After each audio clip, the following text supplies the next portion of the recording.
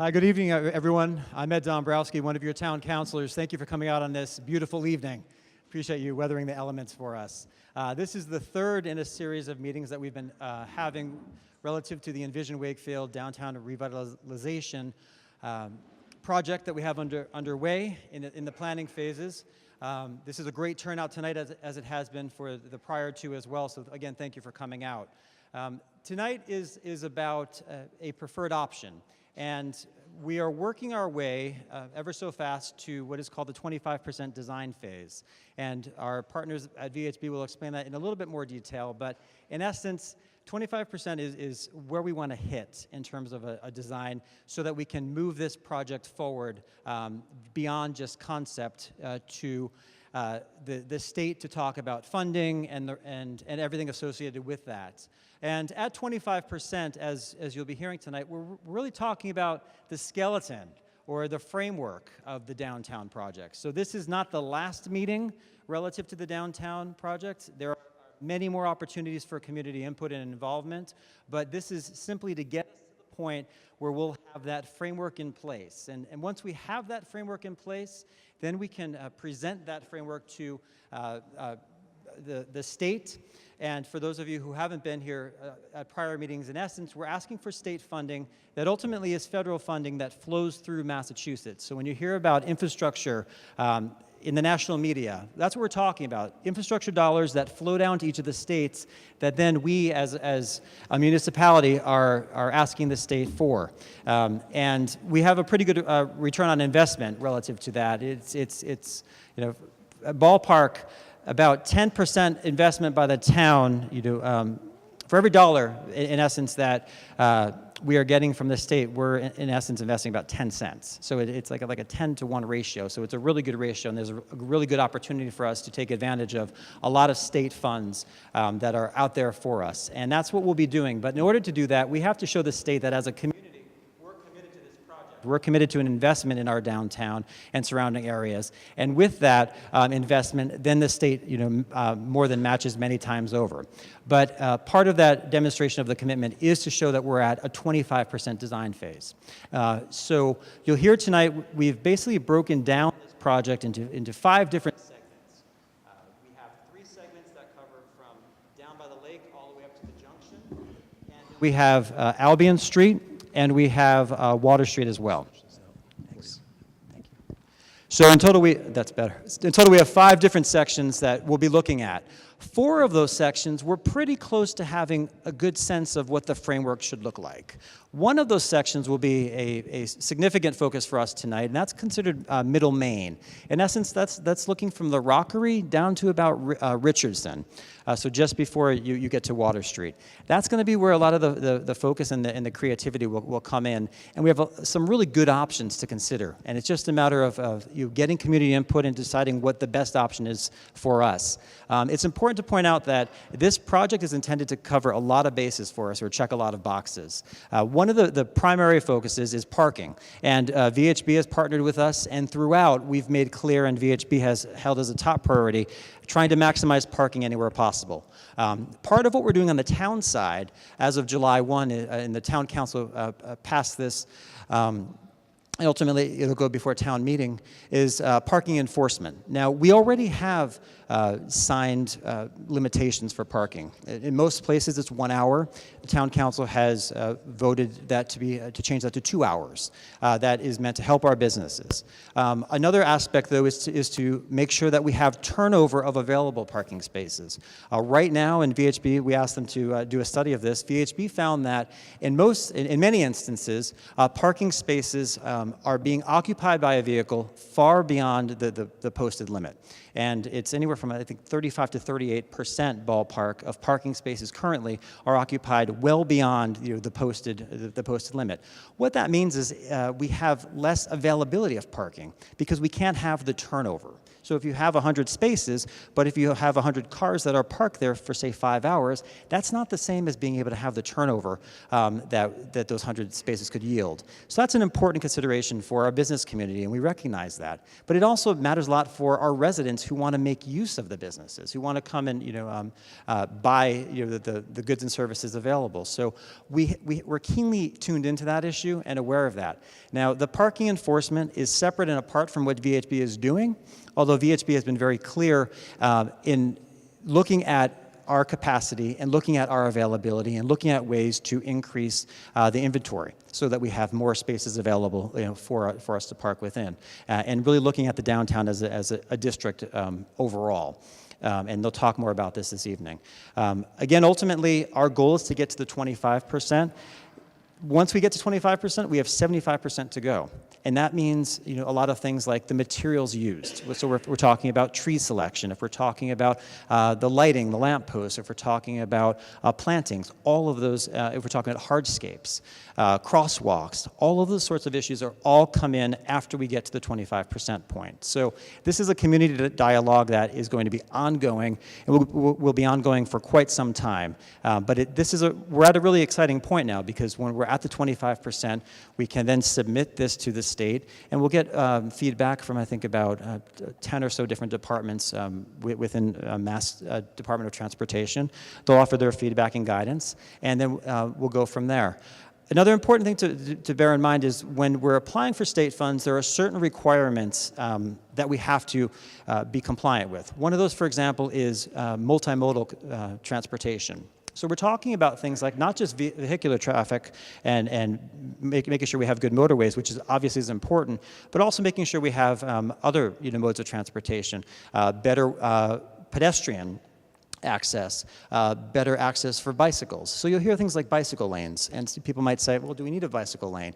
The answer is yes. We need some sort of bicycle accommodation to meet the state requirements. So a lot of what we're doing here is bearing in mind what the state's going to be looking for, and VHB is a top-rate firm doing this. They've worked with the state many times on these types of projects, and so they know where the pitfalls are, so we can avoid them. They know what the state's looking for, and they know the way that we can package this project so that we can make it most attractive to the state from a funding perspective, but also ensure that we're accomplishing a lot of the objectives that the state has, and safety is an underlying objective from that perspective.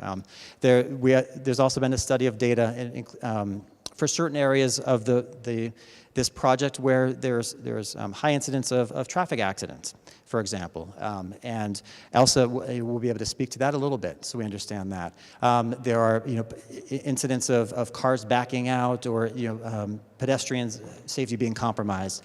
We're looking at all that, so this is really a comprehensive approach. So it's not just the aesthetics, although that's going to be an important piece of it, but it's looking at the safety to make sure that we're able to make this for a safer corridor, a more multi-use corridor, and just a more attractive corridor. So with all that in mind, I want to introduce, again, for those of you who may not know them already, we have Jeffrey Morrison-Logan and Trish Donegan. They're going to take over next. They're going to go through a slide, going through, again, the 5 different sections we've talked about, 4 of which, based upon a lot of community input that we've had over the last several months, and many meetings, many focus groups, and much community interaction online, we've gotten to a point where we feel pretty good about 4 of those. And in the 5th one, we have a lot of opportunity that they want to express to all of you to figure out exactly where we can land, because the great thing about this is there's no preconceived notion in terms of how this needs to look. This is ultimately going to be what we want to do. It's highly customizable, that best meets the needs of our own particular community. So it's a really unique opportunity to do just that. So with that, I'll hand the mics over to Jeffrey and Trish. Thank you. Thanks, Ed. And good evening, everyone. How are you tonight? Excellent. Well, it's great to have you back here talking about your heart of your community, your downtown, your Main Street. Just by a quick show of hands, how many folks have been to the first couple of meetings? So maybe about half the folks in the room. And hopefully you've seen that the town has put a lot of this information on the town website in terms of the public meetings that we've had, the resources that we've developed, the conversations that we've had with you. And tonight is really just another step in the process that Ed outlined, that we want to come back with you with some simplification that we've done in terms of where we've found some common ground already in terms of the ideas that we've been showing you, as well as some where we need a little bit more input from you in terms of where we're not quite there yet. We've actually spent a lot of time over the last few weeks doing a lot more homework back at our office in terms of answering the questions that you posed to us about some safety issues, about some alignment issues, about some parking issues. And we thought we'd overdo it a little bit tonight about answering a lot of those questions that might be a little bit more technical. But I think the good news is we found a lot of answers to those questions that I think you'll find is pretty positive news, especially around the parking front. And we'll spend a little bit of extra time tonight explaining that in terms of the middle part of Main Street where some of those critical operations happened, to the point that we found extra parking spaces that are not even out there today. So I think it's good news in general. So in terms of how we're going to navigate this with you this evening, what we'd like to do is quickly do a little bit of recap in terms of where we are in the project overview, some of the limits. We're going to talk just briefly about the meetings that we've had to date, which has been really, really helpful for us to understand what you'd like to do with your downtown. Do a little bit of a reminder about some of the state and federal and really national objectives that communities like yours try to achieve with these plans around health, multimodal facilities, bikes, peds, cars, transit, and so forth. We call those design elements in healthy transportation. We'll talk a lot about the parking to answer some of those critical questions. We've actually added tonight a little bit of what you're going to see after that 25%, as Ed mentioned, around some of the streetscape elements. That's really the fun stuff, where it's about picking out benches and light poles and banners and landscaping and all the materials in the ground plane. Just a little bit of a fast forward into that, what that would look like. We'll do a recap of the alternatives, and as Ed mentioned, 4 out of the 5 we have some pretty good consensus around. We want to share those with you tonight, and then maybe focus a little bit more on the middle part of Maine, where we have some more feedback on that section as well. So in terms of project overview, Trish, do you want to join me in on some of these, about what we're really trying to focus in on here in terms of what the project's all about? Sure. Thank you very much for having us come out tonight. Thank you very much for coming tonight. It's awful out, and it's really great to see such an interested crowd in this. I'm going to walk away from that speaker. Some of the overviews that I've heard, I've been working with the town for about 1.5 years, 2 years now, just talking about the vision and you know, really talking to the folks that are in town hall about what they really want to see in their downtown area. And one of the things that they thought was really something that you have, but something that needs to be enhanced, is the pedestrian mobility, you know, walking back and forth. I've heard a lot about the roadway, how wide it is right now, and people getting back and forth to either side of Main Street, and the crosswalks are too long and you have to dodge traffic, and the angled parking is backing out into the crosswalks and things like that. So one of the things that we wanted to do, take a look at the width of the roadway and see how we could actually improve on the pedestrian experience.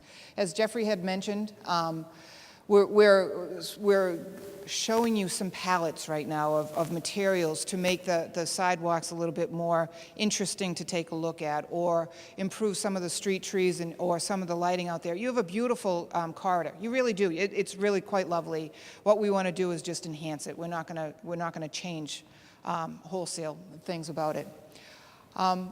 The project limits, one of the things that we talked about at the last meeting, and I apologize for the folks that weren't here for the last meeting, was we expanded the project. The original project really just focused on Main Street, Albion Street, and just some of the traffic signals along Water Street. And the town saw that this was an opportunity, especially with the fact that they're going to the state, see if they could use state and federal money for construction. So they really did expand it to include some of the safety needs and some of the enhancements that are needed for Water Street, for instance, to make it more of a complete street. What that means is to repair some of the sidewalks, take a look at the driveways, access control, put in street amenities like lighting or plantings, trees, things like that. Also, what we're looking at is doing improvements on the southern portion of Main Street down to the junction, Albion Street to Gould Street. One of the things that we originally ended Albion Street at North Ave, but the town felt as though the improvements should extend beyond to Gould Street, because that intersection is a wide open pavement area. There's an opportunity to do improvements for safety right there also. Yeah, so we had a lot of great public meetings, and just a little bit of a recap on that. Tonight's format is going to be a little bit different in that if you came to the last couple of meetings, we had some breakout stations, and it was really about understanding all the different options. Tonight is really about trying to get us towards a preferred alternative in terms of blending the different pieces that we've seen so far to date. But all of that input that we had, I think, was very critical towards the different parts of the process. And obviously, this is leading up towards town meeting and trying to actually get the town to help us move forward in terms of what the next steps would be beyond these conceptual designs as well. So public meeting number 3 is tonight as well. So a little bit about some of the why we're doing this, to take a really high level back. Tricia, about healthy community design and about healthy streets? One of the things back in 2014, the Secretary of Transportation realized that Massachusetts was very vehicular-centric. What that means is that we were building roadways that were very wide to make sure that mobility, people in vehicles, could get from point A to point B very quickly, but we were kind of neglecting the other types of mobility, the transit, pedestrians, or cyclists.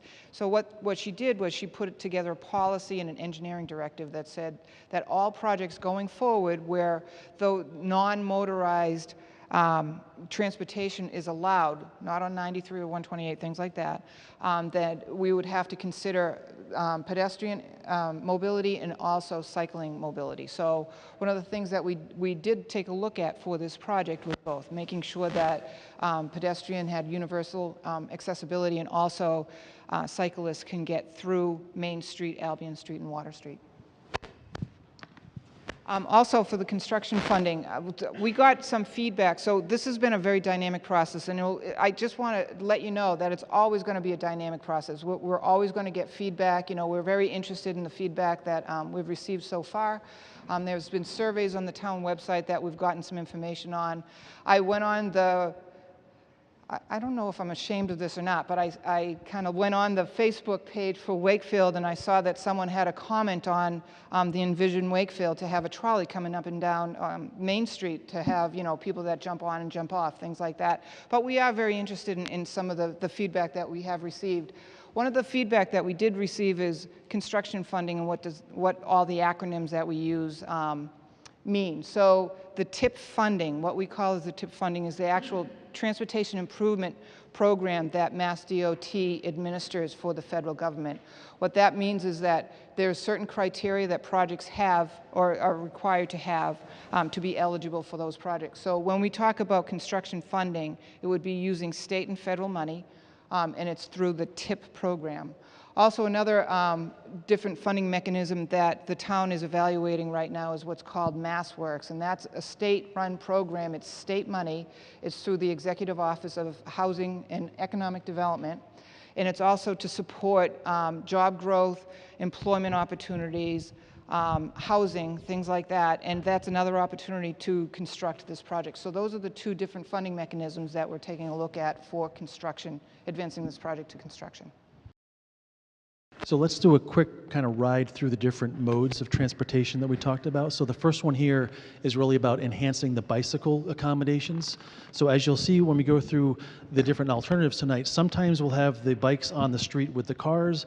There's several options that we're looking at putting them up against the sidewalk in here. That way they're really separated from the travel lanes with the cars. It could really be a nice amenity in terms of buffering those bikes with some landscape treatments as well, and having something that might look like this. We just wanted to share a couple of images in terms of when you see these alternatives, that it can be a really nice accommodation for the bikes and for the pedestrians, and what that does for the actual sidewalk in terms of where the curb width is all the way back to the retail and businesses. That can really be a generous space in terms of all of that accommodation. It really protects the bikes in a very significant way.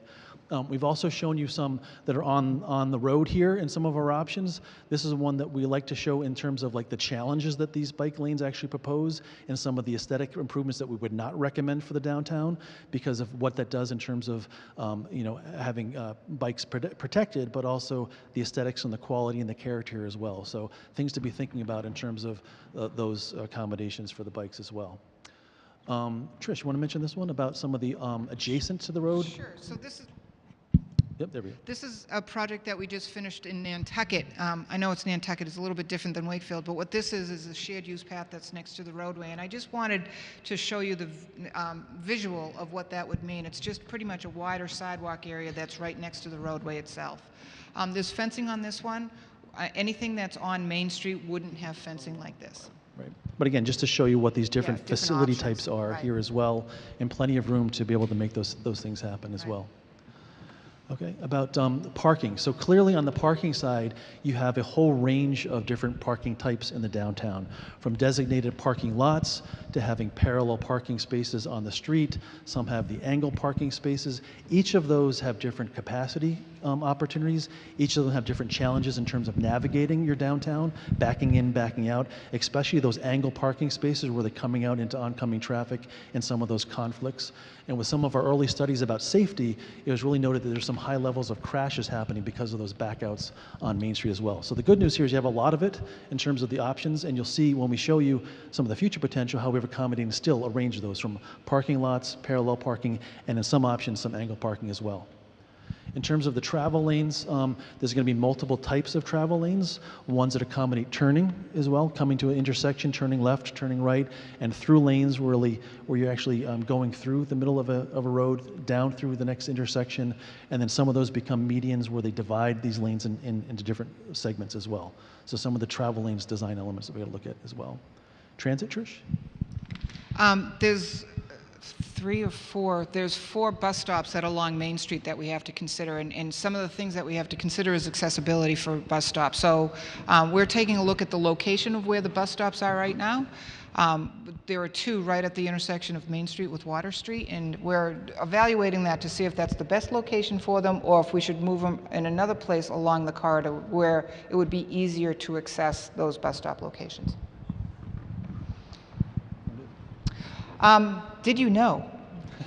So as Ed had mentioned earlier, and some of the feedback that we received was there seemed to be a link between the town's initiative for implementing an enforcement of the time-restricted parking. So just statistics, so as a separate initiative that was voted in last year, starting in July 1st, that there will be a few folks coming around to make sure that people aren't parking, long-term parking in the 2-hour restricted parking spaces that are going to be implemented townwide, not just on Main Street. So that's going through town meeting to employ those folks to help the town out with that. So I think we want to remind folks that this is really a separate thing. So independent of the reconstruction of Main Street, this is going to happen this coming July anyway. I think what was interesting to us when we had our transportation and traffic engineers look at this, we actually found that these are one of the tools that your community is not doing now that we actually think will help with the turnover in a very, very positive way. So we were excited to find out that you're already doing this as a separate effort as well. Right. And that some of the parking time frames now that might be currently 1 hour, some of them might go up to 2 hours as well. So the idea of getting the right quantity, getting the right turnover, enforcing it's really going to open up a lot of opportunity, again, independent. Right, and understanding that some of the parking does need to be a little bit longer than 2 hours, you know, people that work downtown, and we're identifying locations, specific locations where merchants will be able to park or longer term parking will be available. So we're going to hand it over to Elsa here. So it's very common when we look at communities just like yours that we find a lot of existing challenges in the downtown. So all of these dots really represent a lot of the different challenges that we looked in the entire study area as well. So Elsa, you want to walk us through the meeting on some of those? So the concepts that were developed here, that you can see here are trying to address some of the existing traffic challenges that there are. So when we look at the existing traffic, we took counts at the locations where the dots are, just to look and see what the existing operational issues there are at the locations. At the signalized intersection at Salem Street, you know, they're coming westbound on Salem Street. There's queuing that happens over there, and also at Main Street at Water Street, there's also queuing that's along Water Street from Vernon, Crescent, and at Water Street intersection. For pedestrian mobility issues, what we've heard, and you know, based on field visits, public feedback and stuff, that we heard that there are extremely long crosswalks, particularly along in the middle section of Main Street. At the Galvin Middle School crosswalk, there's a lot of kids who would walk across from the school to go to the McDonald's across the street. The visibility of pedestrians along the road, it's kind of challenging, particularly because of the angle parking. so that when the pedestrian walk out, they're kind of hidden behind the parked cars. So it's not very visible to drivers when they're driving to look at the pedestrians. For accessibility, at the crosswalks that you can see here, there are no accessible ramps, so it poses a challenge for accessibility issues. Also, the pedestrian desire lines, where pedestrians want to go. Albion Street crosswalks, there's no crosswalks along Albion Street. And also pedestrian connection between the downtown and the Lake Quannapowitt. Throughout the corridor, there are there are sidewalks available, but they're not very inviting, and also to connect from the downtown to the lake itself. So for vehicular mobility, what we have heard is that there's a lack of lane definition. Within the middle portion of Main Street is very wide, partially due to the angle parking that's there that needs the space for people to back up. And the southern portion of Main Street, the streets also is very wide over there. You can almost fit 2 cars side by side going down on Southern Main. The angle parking crashes is another thing that we have looked at, particularly when people are backing up into the traffic. So we had done a road safety audit, and there's around 10 crashes within the last 3 years that are associated with angled parking crashes. We also looked at the circulation and sight distance around the rockery. Right now, the rockery itself poses a challenge for people who are coming in that little cut through to see people who are when they're trying to take a right or take a left from the little cut through there. The rockery is kind of, the sight line is not available there. Vehicular conflicts at Lincoln Street at Richardson Street. So with the signal at Water Street, there are people who are coming southbound on Main Street that would back up occasionally onto Lincoln or Richardson Street, and people are trying to take a left from Lincoln Street or Richardson Street. In addition to that, there's also a lot of pedestrians that are crossing at that location, so that poses a challenge over there as well.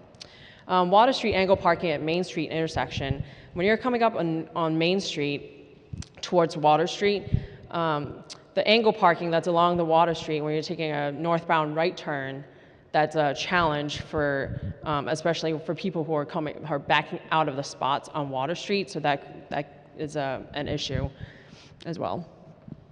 So for parking, the enforcement currently, as Ed and Trish had talked about, that there's kind of not too much enforcement at the current moment. On July 1st, the enforcement is going to happen. And then there's also Main Street parking challenges, is that what we heard is people can't find a parking space along Main Street. There's also spaces that are located next to the crosswalks, driveways, and intersections that probably shouldn't be there, kind of like that car that's over there. So when they back out, they will probably back up into a pedestrian if someone is walking. Right, so there are people who are parking there right now, but that's technically, it shouldn't be there. There are such a thing as illegal parking that's going on as well that we've observed in the field as well. So obviously you want to set it up the right way for many users, so you're really improving your safety as we go through this as well. Yep. Yeah. Right. So this idea of enforcement. Yeah, and so if understanding. enforcement comes in, then that can probably help out with this situation here to make it safer for pedestrians and for anyone who's driving. As we've seen with many communities across the country, you want a safe, highly walkable destination in your heart of your downtown. All of these little things will help make it even better, I would argue. So parking is an important issue. So we did a parking evaluation on Thursday, February 28th. The parking evaluation is to understand first what the parking availability is in the study area, to look at the vehicle turnover, which is how long these people are staying in each of these spots, and also what the restriction compliance is. So ultimately, the parking evaluation can help out in looking at available parking within the area, removing the extended parkers, where we talked about people who are parking more than what the time limit is for the 1 hour or a 2 hour limit. The availability for side street parking, dividing the parking spaces, especially the illegal ones or the ones that shouldn't be parking there. Looking for new parking opportunities and also having wayfinding for helping people to know where they need to go for parking. So for the parking study area, the parking study that we did on Main Street, where from Crescent Street from the north all the way down to Richardson Street on the south. All the side streets that are along these two extents, and also along Common Street as well. So this graphic shows kind of the whole area parking occupancy, which is how many people are actually parking along these areas. The red areas is 85% or above, which means that they're kind of near or at capacity. And you can see in this picture that the red area is more in the downtown, or in the middle section of Main Street, as well as on Albion Street. So for a little statistics, the total number of 1-hour parking spaces in that middle section, which is from Crescent Street to Water Street, there are 90 spaces currently. At noontime, 87 of those spaces are occupied. And then at 4 p.m., 83 of the 90 spaces are occupied. And we talked about the extended parkers, who are the people who are parking for longer than 4 hours.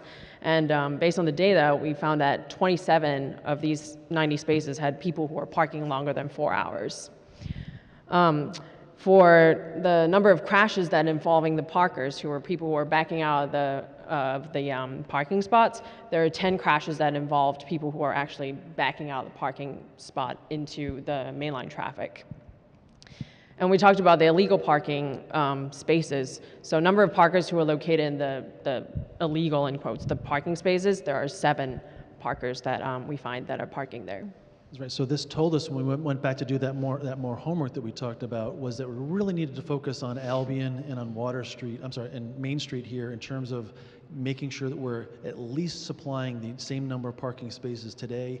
And we also saw that there's a lot of room for improvement in terms of that turnover. While there's 27 people parking for more than 4 hours, I think we've solved that too, but also realize there's areas where we can designate folks that need to stay for more than those 2 hours, maybe 4+, especially for the merchants and for the folks that might be here for dining at night and so forth, with some of the additional opportunities that we found as well. So hearing some of the feedback, exploring circulation and wayfinding in the downtown area is kind of important, so that you can for people to find their parking spaces a little easier.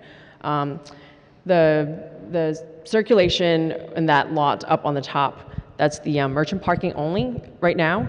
One of the improvements that we're thinking of is to reconfigure the parking lot, and also to improve the existing circulation that's inside that parking lot right now.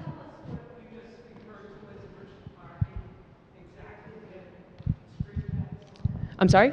Where's the merchant? Oh, can you point at the lot? Yeah. Right now it's a lot that's for. We have to share. Hi, there's merchant parking that's actually on Common Street right now. So the merchant parking, the existing merchant parking, is actually down here. There's 7 spaces that are on Common Street.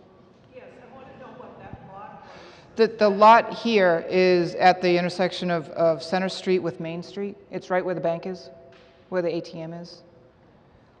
So that parking lot right now is jointly owned privately and publicly. So there's a portion of it that the town owns, there's a portion of it that the bank owns, there's a portion of it that I think Alinos owns also. So it's dual owned at this point. What we're looking at right now is maybe potentially opportunities so that we can see what we can do in the downtown area. Can you go back a slide?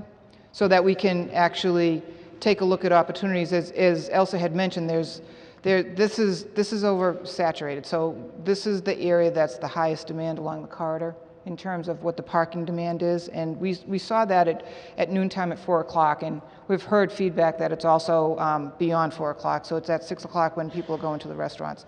So what we did was we took a look at, okay, if this is the area that people are most interested in parking at, the enforcement is going to help open up some spaces, but also what are the opportunities to help people out, not only with enforcement, because, if people are parking I'm sorry, I'm skipping like 5 more slides, but I'm on a roll. So if people are parking here and they're in the businesses, they want to park close to the business so they don't have to, when the business shuts down at night, they don't have to park someplace remote and then walk to their car. So what we were looking at is opportunities to open up some potential either behind building parking spaces for merchant parking. That was one of the opportunities here, or expand on some of the parking that's on the side streets up in this area, so that we are focusing, as Jeffrey and Elsa had said, we're focusing on expanding the parking needs in this area, because there's needs, there's a high demand, so.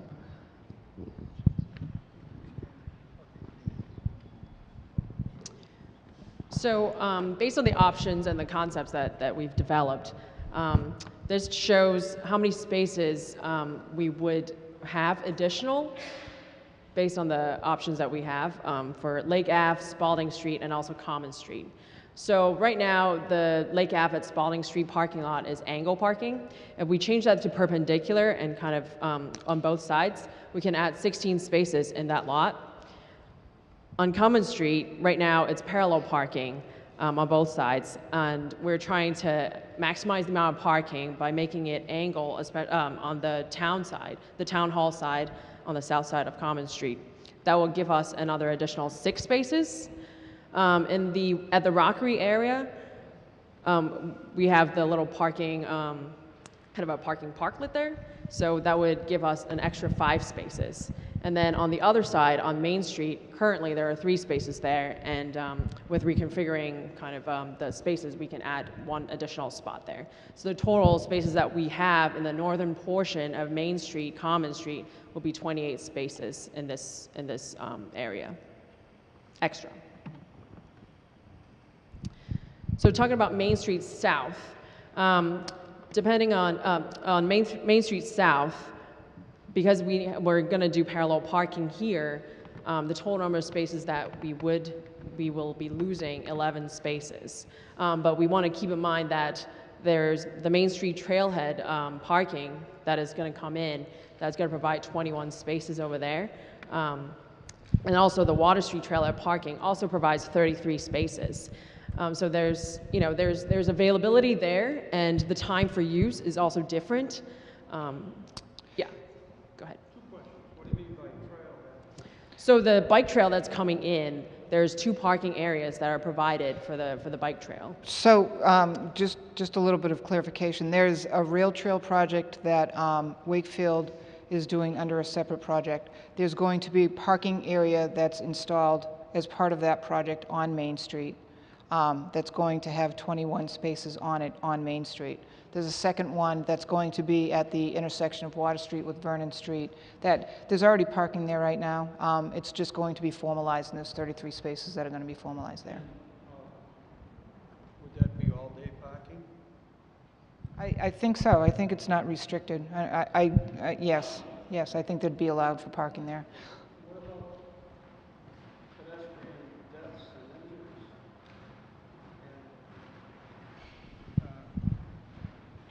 So one of the things, and I can talk to you, as we step through the concepts that we did for this section, one of the things that we did take a look at was how people actually walk up and down this section of Main Street, how people are parking right now, and also making sure that there was multimodal facilities there. There was accommodations for bicyclists, for sidewalks for pedestrians along both the Galvin School and also on the opposite side of the street, and motorists, of course. So that once we actually go through the concepts, we can show you what the concepts show. I'm not sure what your question is. I'm sorry. The question is probably the most important, whether there were any pedestrian deaths or injuries as a result of passing. That would probably be the most crucial place to take care of anybody that was injured. That would be the most crucial place as far as walking across Main Street is concerned to be care about. So there's crosswalks, you're correct, yes. I don't know if there's any pedestrian crashes when we took a look at the accident data that we received from the police department in this location. But what we what we are doing is we're installing protected crosswalks across Main Street at the driveway entrance to the Galvin School and at the rail trail crossing. So what that means is it's going to be protected. There's going to be flashing lights when people are at the crosswalk to cross safely back and forth on Main Street. And we can go through these when we show you all of the different alternatives Right. where we've actually taken those crosswalks, narrowed them down, That's right. made them safer as well. Yeah. So we're going to move up towards the middle part of Maine, which is in the heart of downtown, from the Rockery over here down to Water Street, and talk about where we've kind of redistributed as well as gained many spaces within this core. So, as Jeffrey mentioned, we're focusing on the Main Street portion. The option one, let's just kind of go over the option one, is the separated bike lane with parallel parking. And then option two is angled parking kind of north of Albion Street and then parallel parking south of Albion Street between Albion and Water Street. And then option three is on-road bike lanes with parallel parking on both sides from Crescent Street all the way down to Water Street. So the parking spaces here correlates to each of these options. So option one, so once again, there are 90 existing spaces out there in the middle Main Street, which is from Crescent to Water. If we choose option one, which is a separated bike lane, which has parallel parking on both sides, we're gonna lose 36 spaces in total. So based on discussions with the town, we're trying to come up with ways to replenish that 36 spaces that we're losing as part of the option one. So the idea is to change Center Street and Princess Street. Right now, Center Street and Princess Street are two-way streets. So by changing Center to one-way south and Princess Street one-way north is kind of a couplet, that can actually maximize and put parking along both sides of the street. So on Center Street, if we had changed it one way, we can add 12 spaces on the other side of the street. For Princess Street, if we change it to northbound, we can add 15 spaces on that street, so a total of 27 spaces right now. And then on the south side of Center Street and also the south side of Princess Street right now, there are actually 5 municipal spaces on Center and 4 municipal spaces out there right now along both streets. And we're thinking of relocating those 9 spots for municipal staff to the lot that's where Jeffrey is pointing at, so that those 9 spaces would become available for general parking as well. So, and based on the reconfiguration of the lot itself here in the Center Street lot, we're thinking about maybe closing the driveway, which can give us opportunity to add 2 more spaces there. I'm sorry. Sure.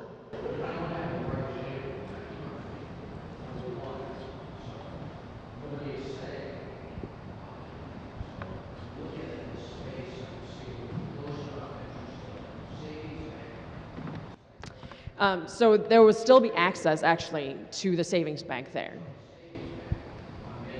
Right.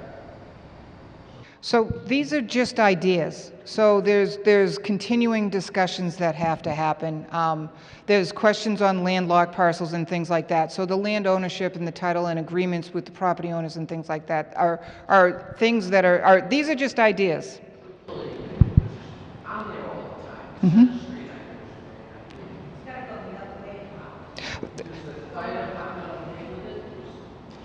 Yeah, so the fire department we have talked about, if Center Street needs to go one way, it needs to be southbound because that's their response route from Center to Chestnut to go the other way.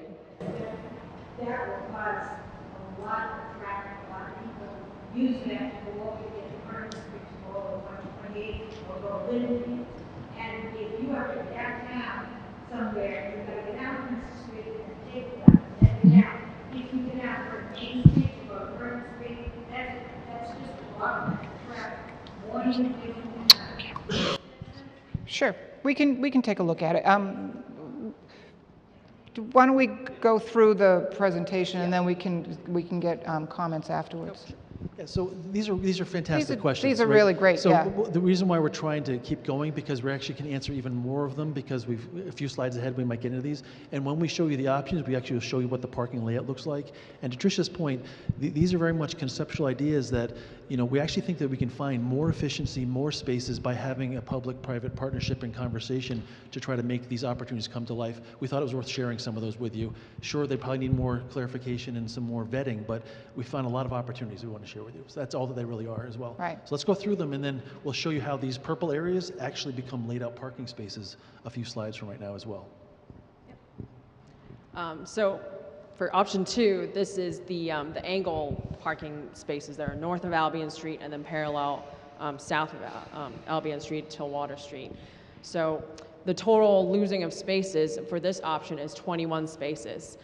The idea of replenishing these spaces are still the same, making the Center Street and Princess Street one-way so that we can gain the parking spaces on both sides, and also relocating the municipal spaces that are out there, the 9 spaces, as well. I'm sorry? Yeah. Yeah. So, so the option 2, just go into the box to the right. So option 2, the total is losing 21 spaces. If you make it one-way Princess Street, you'll gain 15 spaces. One-way Center Street is going to gain 12 spaces. The municipal spaces that are currently used by municipal staff, if we can relocate them for general parking, that would gain us 9 more spaces. And also the driveway access, that could provide us with 2 additional spaces. So we're netting at 17 spaces above what we have now. Oh, 1 second. Let me just finish this. So another idea that we have is that making West Water Street one-way southbound, that right now there's parking on one side of the street. So if you make it one-way southbound, then you can also add another 40 spaces on the other side of Water Street, which gives you a total of 57 spaces with option 2 parking opportunity. So option 3 is parallel parking with on-road bike lanes, which is essentially the same as option 1, the number of spaces that we gain. So quickly, option 3 is 36 minus 36 spaces. With one-way Princess Street, we gain 15. Center Street, we gain 12. Municipal parking spaces, relocating again, we gain 9. And also closing out the driveway, we gain 2. So the parallel, option 1 and 3 gives you a little less additional spaces in these options. And also with the one-way Water Street, adding 40 spaces, that'll give you a total of 42 spaces for both option 1 and option 3. Go ahead. That parking space above where it says parking opportunities, the small, what is that? It's unnamed. It's, So does that belong to the housing authority? Can you, no, it's this one right here. Yeah. I think so, yes. It's the Lincoln School parking lot. but that's not owned by the town, it's the housing authority, which is a separate authority. Right. This is, again, these are ideas of maybe possible locations. The other option or opportunity for relocation, those municipal spaces, would be on the opposite side of Crescent Street on both Center Street and Princess Street. So there's opportunities. These are just things that we came up with when we were brainstorming about how to improve the parking condition in the Middle Main Street area. Yep, someone has it. Go ahead. So, yep, question. Talking about bicycles, people walking in cars. One of the big issues you have trucks. You have industrial, let's go right up to the street, the green cement company just Yep. remade their plan. All this cement comes through there. If you're in West Washington, don't want trucks coming down the street now. If you're in West Washington one way, how you gonna get the trucks across Main Street? Yeah, so we can come back and answer that one. So the question is really about trucks and vehicles that are larger size going through the heart of downtown, as well as the traffic that they create, as well as some of the width of some of these roads and how we make sure that works. The other issue is parking lots along the bike trail. We already tried to one on the bike trail that's on the Water Street, and they never used it. They tried that 25 years ago. Yep. We also have a parking area that was designated at the junior high as well. Sure. Yeah. Where they were supposed to park there and walk. So people it's very common when towns go through a process like this where you're thinking about how you're using parking today, rebuilding your main street, repurposing it for cars, vehicles, for pedestrians and for bicyclists, to have this phenomenon where people start to use parking in very different ways. So while historically you might have had merchant parking, for example, up by Common Street, because things like we're not enforcing on Main Street and people can park there for 4 hours plus, maybe that's not happening today.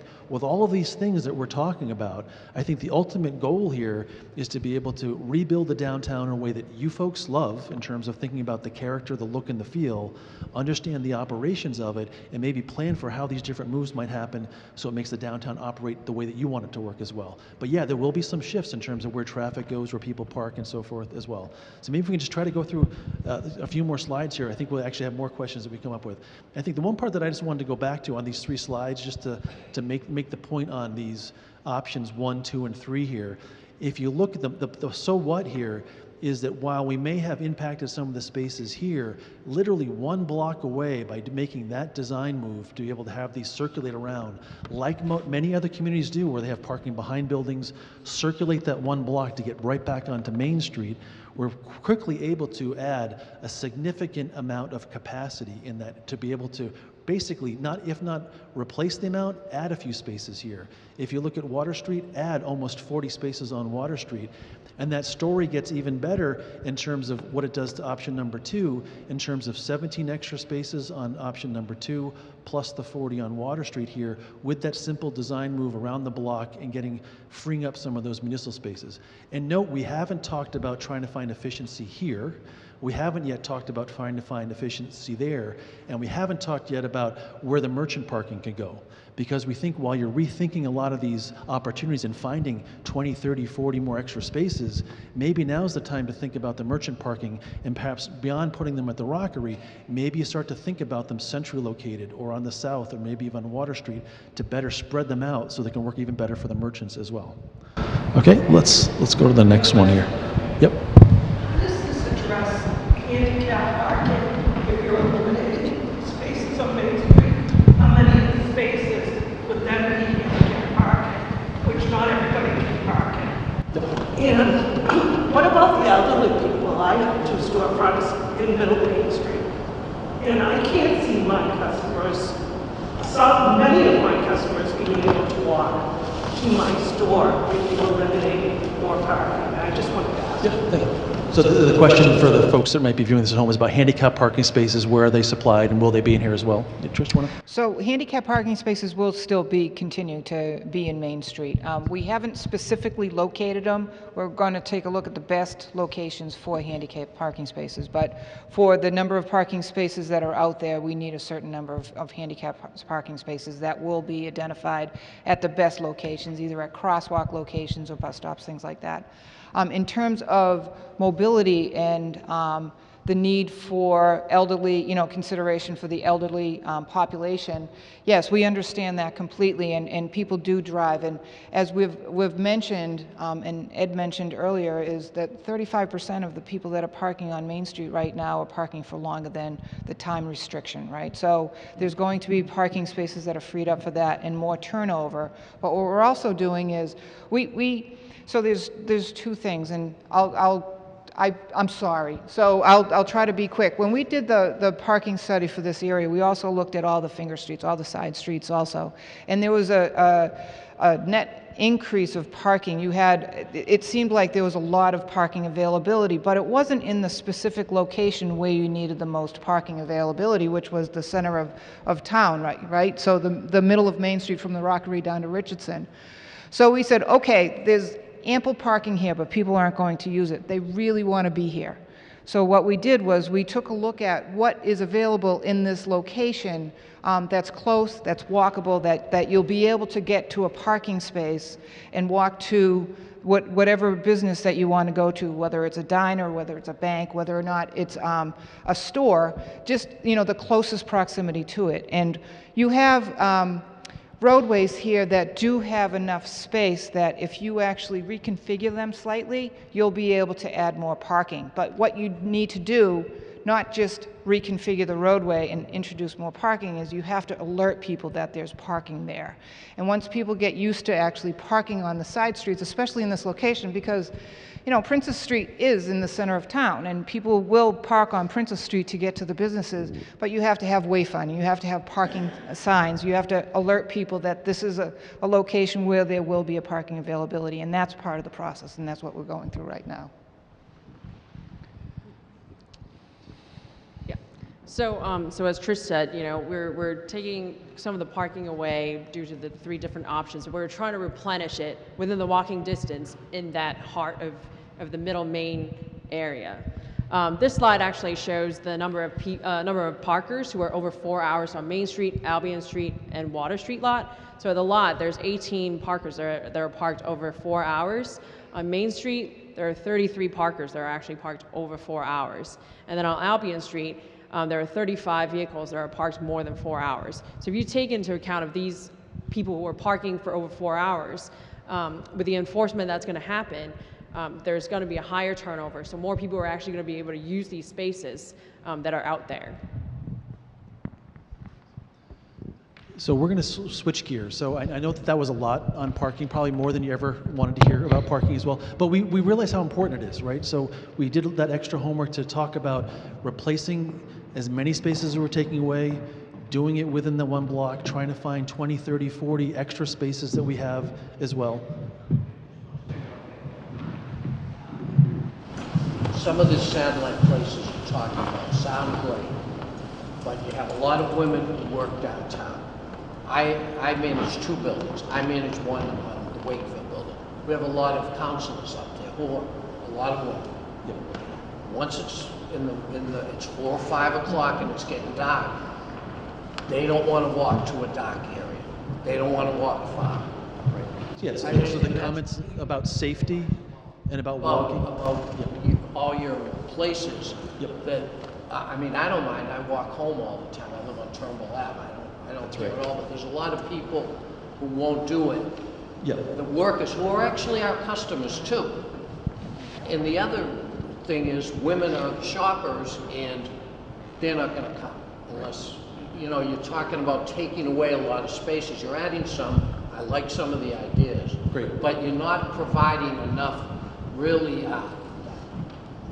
I don't know, usable alternatives. You're providing a lot of, well, we can do this and that, but some of these are not really, like down by Common Street, down by the lake, they're not going to come to. So let me make sure, because that's a great question, let me make sure that folks appreciate what we're trying to do just within this one slide, because I think it's important to clarify, because I know we've been talking about capacity and adding different spaces here. So to me, the takeaway is, we have a certain, if you just look at what's highlighted in the yellow here, really just from the Rockery all the way down to Water Street. We're just talking about those spaces in here, okay? That what's happening, if you pick option 1, 2, or 3, what we're trying to do is balance that we're not going to lose any spaces, because we heard loud and clear that people don't want to lose spaces, and we understand, because that's the most utilized part of your downtown, that as well as Albion Street here. So our goal was, while this option might lose 36 spaces on that yellow strip of land, not even here, not even there, we're just talking about the middle here, we tried to put it back in the middle by going up Center Street and on Princess Street to be able to put back what we were taking away. And in part, working closely with the municipal employees and saying, look, if you can park maybe 1 block away or up on Crescent Street, we'll be able to add in all of those spaces within those 2 blocks, which are right in the heart of the downtown. So forget about Common Street, Spalding Street, even Water Street. The upper part of this graphic shows you that we're actually putting back in this option 2 extra spaces just within here in terms of what's out there today by utilizing that one design move. The story, I think, gets a little bit better when you look at option number 2 that has some angle parking spaces. We've gained 17 along here by utilizing that 1 block move and moving some of those spaces around. The second part of your question was about safety and lighting.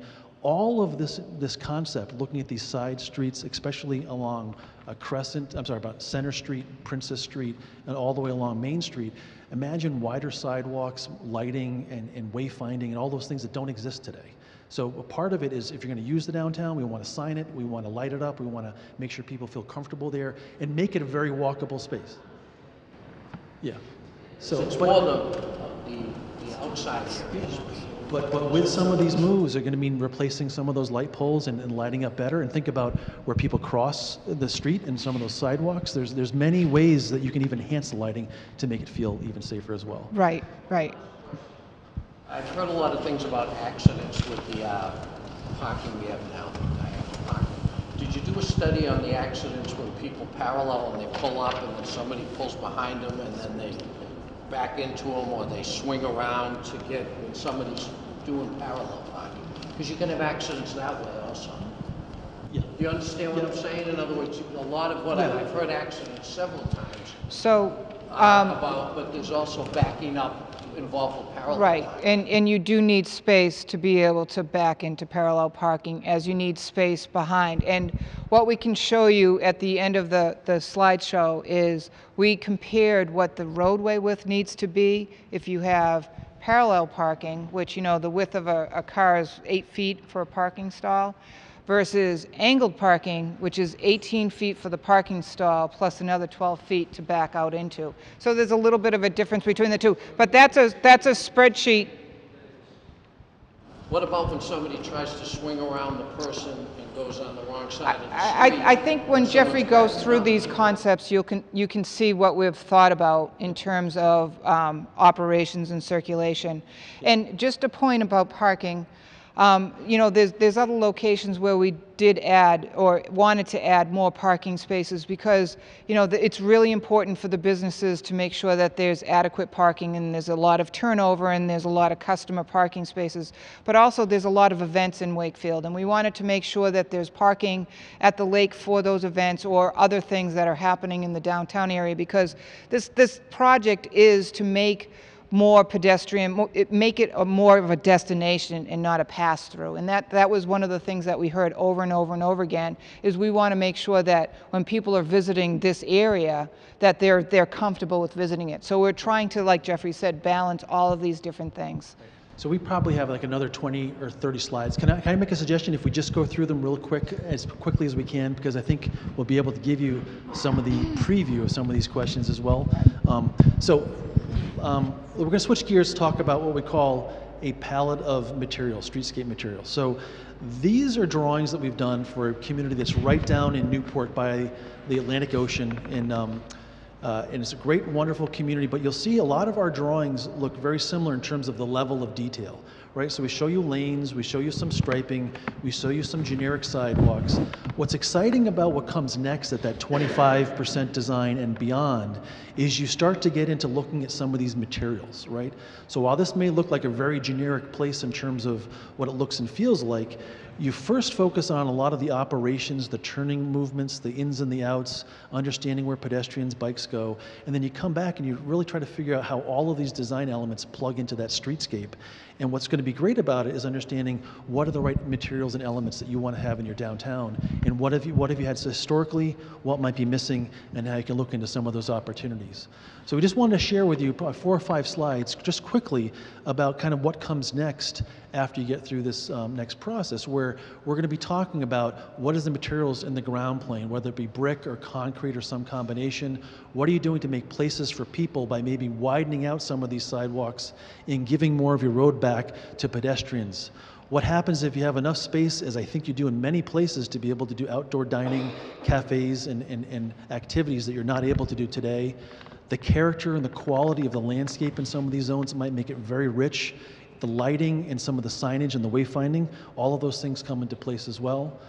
We spend a lot of time with communities thinking about what we call street furniture, the benches, trash receptacles, light poles, banners, many different options for what you want the top of your light post to look like. A lot of time and effort goes into those. Bollards that actually help light up the crosswalks as well. All of those elements, imagine redoing all of those in your downtown, whether you like historic or modern or somewhere between. We're going to be having that conversation with you about what you like to make the character and bring that part of it to life as well. It also applies to bikes and pedestrians, so there's many different ways of accommodating bicyclists. So if you're thinking about you're going to be getting this active, walkable downtown that's building upon everything you have today, where do the bikes go? How do they park? How do they become part of your destination and your whole retail and shopping experience in a very positive way? When you think about the ground plane, there's many options from doing what I call like a hybrid of some concrete, some brick, maybe there's some accent walls, for example. Paving patterns, many different options in terms of how you want to put paving patterns in here. Thinking about buses and transit and those options. Do you have pedestrian scale lighting or the tall ones that are out there in the street today? There's ways of doing both, for example. And what do you do with the median? While you have a wonderful median out there today that has different treatments, maybe there's different ways of even taking your median and actually make it even a better improvement that has the same amount of aesthetics. When you think about the things that live out on your main street, right? A lot of main streets and downtowns have what's called like a living component to it. Obviously, it's about the trees, the plants, and maybe there's some partners that you start to develop relationships with about main streets associations and merchants that want to come out and be part of that process. But the palette of plant materials is very diverse that you could pick. So you think about seasonal flowering plants, you think about pots and beds and so forth. A lot of room for creativity there as well. So with that as a backdrop, we want to spend a little bit of time talking about the two parking lots because we haven't spent much time about that. And this is where we wanted to show you some of those drawings that came up earlier, where, again, think about this in terms of our goal of saying, you've got X today, we want to show you in the future that you can actually get a few more, but you might have to walk 10, 15, 20 feet away. But this idea of improving safety, getting transit in there, getting bikes in there, walkers in there, as well as maintaining your capacity on parking as well. So in this one, we're talking about Main Street is here. We have Water Street that goes off to the side as well. Today, we have angle parking in front of the businesses, 13 spaces. The parking lot that exists today out here, that's 48, and 23 spaces going along Lincoln Street here as well. So we've taken all three of the options that you've seen from Main Street, from Middle Main Street. All three of them can work with this scenario that's in here that does this. We have 13 spaces versus 8 in the future. What does that let us do? It lets us realign the road going across here to improve the safety in the crossings in here as well. It also lets us expand out the size of the parking lot as well. So we've gone from 48 spaces to 54 spaces within that parking lot. We've actually taken Lincoln Street here, and we've actually made one more space on this so that we have a total gain of a net 2 spaces, all just within that area as well by doing a lot of these design moves. When I show you the next few slides, we'll also show you how the existing curb line might be really tight to that parking lot. We're actually widening that curb line out all the way around that parking lot to be able to make room for pedestrians in there as well, to make it much more of a walkable area as we go through that. So again, we've had net gain in that whole area that's helping to the whole downtown. We didn't talk about those 2 spaces in the last few slides, so we've gained another couple from where we were before. Now we're going to go up towards the middle part of Main. This is the lot that we're talking about here. We have the bank lot that's in here. So we've actually laid out a conceptual layout of the spaces in here. I think it was our team's observation that there was obviously a lot of things that were going on in that lot between multiple ownership that's in there. The striping in there was, I think, kind of difficult to understand in terms of where people could park today. So we've laid it out in spaces that are defined through the town's kind of bylaws in terms of the size of the spaces and the operations. And while there's 2 entrances that come in off of Main Street, we think maintaining 1 out of the 2 here to get the circulation around there, we'd be able to have a net gain of the 68 spaces in here as well. So we've looked at those in enough detail to know that through some of those partnerships and further conversation that I think some of those things could actually be helpful. There's a question there. Yep. So 2 questions. One, a lot of that lot that you're showing right there is private property. It's not public. Could you say a little louder? A lot of that lot that you're looking at right now is private. It's not. Yeah, so a lot of the lot is private property today. One where my business is, the one on Lincoln Street. Yes. You're really not gaining because you're losing the street parking, so you're really just averaging out the same because you're getting rid of Smith Street, I believe, right? Yeah, so this is actually a surplus of 2 spaces based on where you count today. Looks nice and everything, but a lot of businesses around that have delivery trucks. There's no place to, and that's where they pull over to deliver. Yep. So you're losing all the delivery vehicles. You're not really gaining any spaces. Yep. Because you're losing Smith Street and part of Water Street where trucks pull over. Just point of interest. Thank you. Great. So should we go and start to show you what some of these look like in terms of the layout? And what I'll do is I'll point these out as we go. Okay, so here's what's going to be important about all of these. Okay, so we're going to go through South Main, Middle, North. We're going to go Water Street, Albion Street. These are animated slides that will show you on the right-hand side as we walk down each of these segments, things that are important to point out.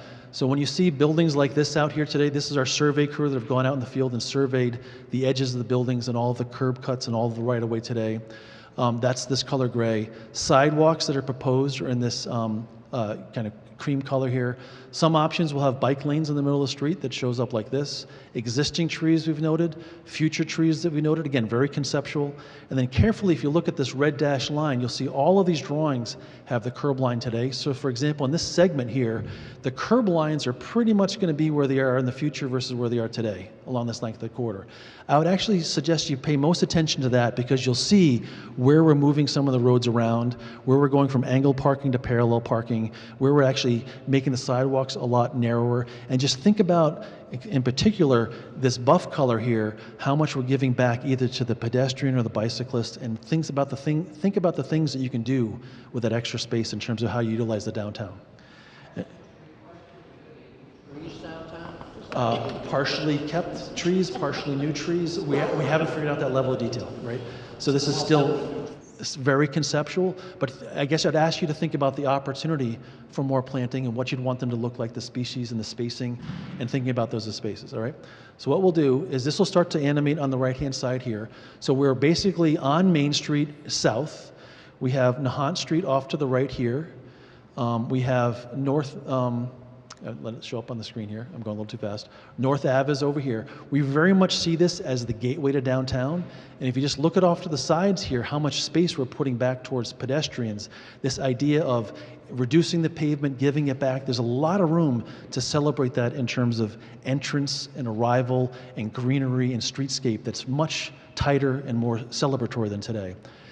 This gray area all the way along as we're going up towards the school here, this is what we have, that Trish showed that picture of that off-street shared use path that would be 10, 12 feet wide.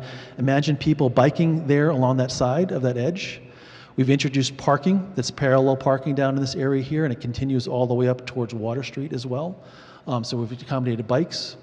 We have room that a lot of people ask for the median that would go down the middle here, especially right in front of the Galvin School property, that really celebrates that sense of arrival and what it does for the softness of the school and the edges of the school as it pertains to that whole area.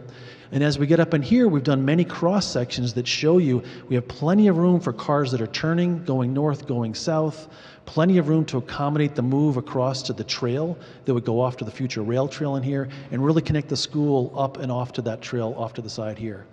We introduced another median in the middle here that's off by where the soccer field is, just down the street from where we are in the building here today, to be able to soften that look and give it that look and that character.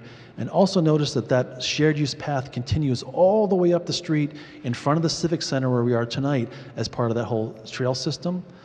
We still have plenty of room for on-street parking on both sides of the street here. And notice at this point that the trail cuts across here and it becomes an on-street bike accommodation, so that really here we have two types of bike accommodation, one going northbound, one going southbound as part of that whole sidewalk system as well. As we continue up here, we're getting close towards Water Street, where it intersects Water Street. What was critical was understanding this right turn movement onto Water Street as we go around the bend. Here's where I'd say we've kind of cleaned up the whole parking in this area. Again, I showed you the last slide that had a net 2 additional spaces if you look at that whole geometry. And this clearly look at the red dashed line that shows you the footprint of where the existing parking lot is in here. We've worked hard to be able to expand this out in here. And I noted the comment about trucks and drop-offs as well, but the idea of really trying to clarify who's supposed to be in what different location as well. So that's South Main. Going on to the next, and we can come back to these, right? So going on to the middle part of Main. So we have 3 alternatives that we're going to look at Middle Main. So option number 1 is in essence where we have parallel parking, and we put the bikes up with where the sidewalks are, where the pedestrians are, and I'll show you what that looks like as well. So again, we're going to start where we left off. So we're down here at Water Street and Main Street. We have the parking lot that we just looked at. We're going to journey all the way up towards the Rockery as we go through this.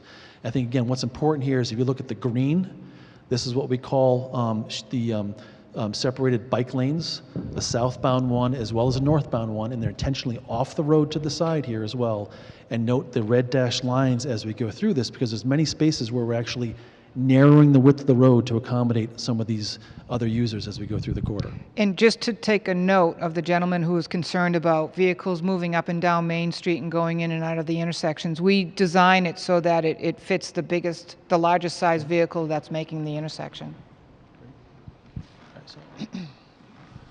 So we're marching along here. So notice here that we have on-street parking that's parallel on both sides. The two ways for the bikes to go up and to go down that are shared right next to where the sidewalks are as well. As we continue along, we're going to cross many of these side streets that we've been talking about, Albion Street, Princess Street, Center Street, as we go here. That cross section stays pretty similar, but also note where some of the red dashed lines are here off to the side, that not only do we have room for median down the middle that many people asked all the way down to Albion Street, but we also have very generous sidewalks that we can do outdoor dining, celebratory events, and so forth. This is the typical cross section where we have 2 lanes for vehicles, center median, parallel on-street parking, and we put the bikes up next to the sidewalk with plenty ample space along the sides. One of the things that we heard a lot about was crossing over Main Street and making sure that there's curb extensions on either side of the sidewalk so that we shrink down the crosswalks even further than what you can see. We're narrowing the roadway a little bit, but we're also at the crosswalk locations narrowing the roadway so that it's not as long a crossing at those specific spots. And this is a great example, Trish, where we have the existing curb line Right. way over here. Right. We've probably gained 20 to 30 feet to really make that a very tight crossing as we neck down up towards the rockery. And in terms of the trees and plantings, what these graphics show is the lighter green here. We're trying to save as many of the trees that are out there right now. They're mature trees, and they're healthy. So we're trying to just supplement what's out there right now. Right. So we're going to stop here at the rockery. We're actually going to show the rockery in the next series of slide options. But of note here is we heard loud and clear for the last few meetings that folks preferred the option where we're not touching the rockery here. So that red dashed line shows approximately where it is today. We've actually went with the option that pushes Main Street all the way farthest to the east here to really preserve a lot of that. And we'll go in detail in that in the next couple of slides. So option number 2, we're going to travel that same exact area as well, and we'll point out some of the differences. Most of the differences as we march along here is in the middle part of Main Street because there's a different parking option here. So this one here, we have the same bike accommodation in the green that's following each side of it as we go just north of where the parking lot is today on Lincoln and Richardson as well. You can see the parallel parking that happens on both sides of the street here as well. Very similar to that first option for this segment, because what's critical in this area is what we call like the building face, the right of way is really tight in this area. Yeah. So there's not even room to put angle parking in this area, even if we wanted to as well. Let me come back to the questions after the animation if I can, just because I'll lose track. I'll definitely come back. So it's this part where Albion Street comes in here. We still have room for the median, but notice we've started to introduce some angle parking back the way that it was historically. Still room for bikes on both sides as well. And as the sidewalks and the buildings get further and further apart, note where the crosswalks are today on both sides. We're still necking it down, have angle parking on this side over here, still with a median as well. And then once we get past Avon Street is where it gets wide enough that we can accommodate angle parking on both sides. And you can see that we've still had room to introduce the median as well as a replacement of the one that's up here as well. So the key difference is once we get far enough north, we have angle parking on both sides, still the median, dramatic neck down in terms of the crossing for the pedestrians, and plenty of room to celebrate, outdoor dining activities and so forth at some of these bump outs in look and feel. And this roadway is intentionally, the trajectory of it goes off to the north and to the east a little bit to make sure we're going around where the rockery is as well. Okay? And we'll stop here. So we'll pause with that one and go back to a question. Yeah.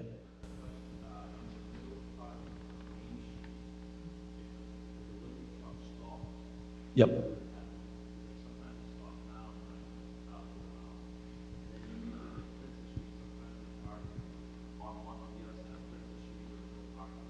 Yep. Yep.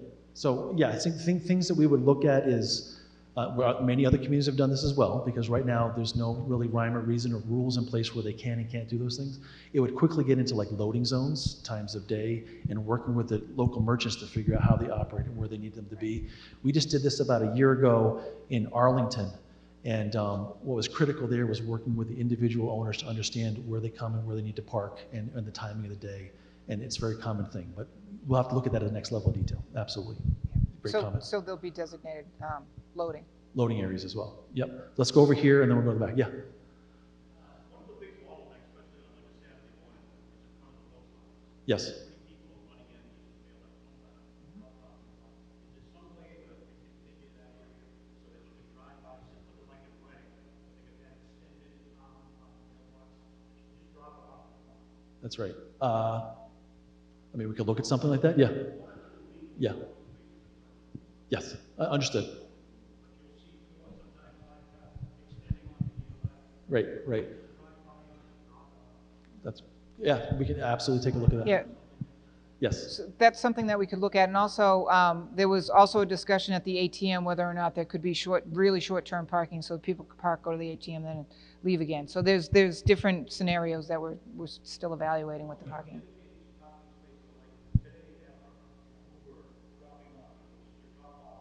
Right. Like a taxi stand, essentially, something like that. Right. Sure. Sure, Yep. that's a great idea. So this is pretty common as you get beyond the conceptual into some of the details, 25% design. You start to allocate the curbside, give it certain purposes and things like that. Very, very common as well. Was there? Yeah.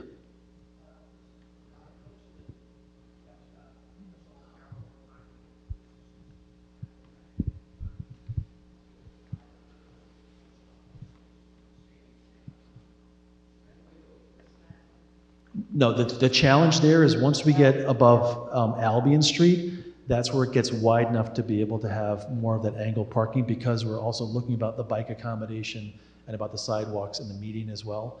Those are like 3 or 4 things that are kind of trying to co-share that cross section. That's why we look pretty carefully at the Princess and Center to try to get extra capacity just in that one block as well. Yep. Yep. Yeah, so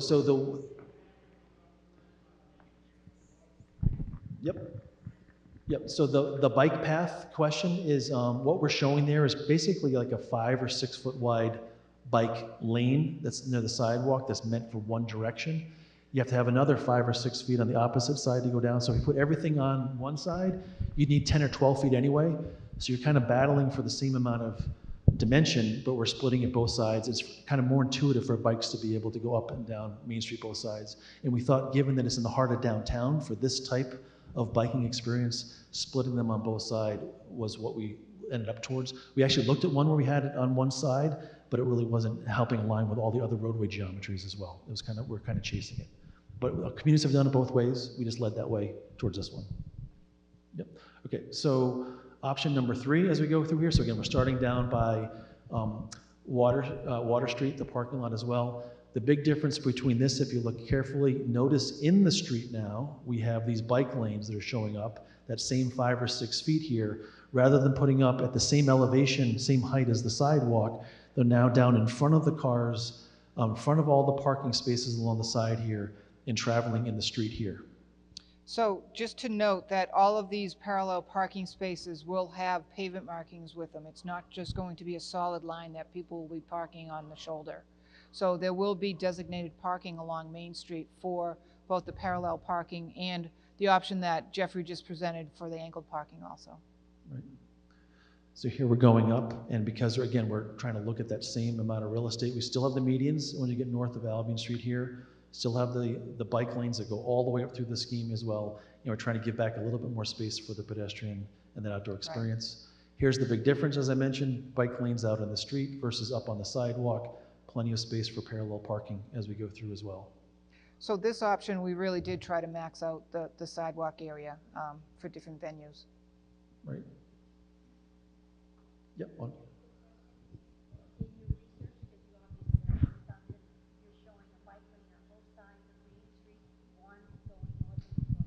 Correct. Yeah. Yes. Yeah. Yeah. So there's a range, we call that like bike accommodation, right? So there's from having no signage at all on maybe really low volume, low speed streets that they just bike with the vehicles as they're going down maybe side streets or secondary, tertiary streets. They become bike lanes, they become separated lanes up on the sidewalks, they become trails, they become multimodal facilities. Yeah, they do, Yep. because there's signage that shows which way the bikers are supposed to be going on the sidewalk. Right. And there was another question back here. Yep. This option makes me particularly nervous, having the lanes on the road. I'm wondering, in your experience, do you have any statistics on accidents with having the bike lanes on the roads as opposed to the other two options, I believe, where they're more included? Yep. Yeah, so one option has them on the streets where it's shown here, and the other ones have them up on the sidewalk as well. About crash data? Well, we can get the crash data and we can post it. One of the things that we're trying to do is separate the different modes, because if you have separation, even if it's vertical separation, there's going to be less opportunity for crashes, for conflict. So you're correct. One of the things that we do consider and to meet state and federal standards is there are offsets, there are separation, just vertical separation between the travel lane and the bike lane, but it's still on the same plane. So there's not at that vertical separation between like the bike lanes that are next to the sidewalk versus on the road. So you're correct there. Yep. Let's go there and then we'll come here. Yeah, go ahead. Of course, the best parallel park. And the bike lane is right next to it. I know a lot of people who have trouble with parallel parks anyways. Yep. But they have worry about bike, maybe being involved is, is that your preference? Yep. Right. Yes. So the comments are about just being nervous about having a bicyclist right next to where you're trying to park and being that precise, and a lot of the children is open. Right. Yeah. Right. Right. Yes. So similar comment. Yeah. Right. Yep. So you're picking up on all of the different trade-offs, absolutely. So what's the priority? Again, taking that kind of cross-section of the street and putting them in different places, there's different implications for all these. But we want to at least show you the different locations that we could be putting them. Yep. Let me just finish up here first.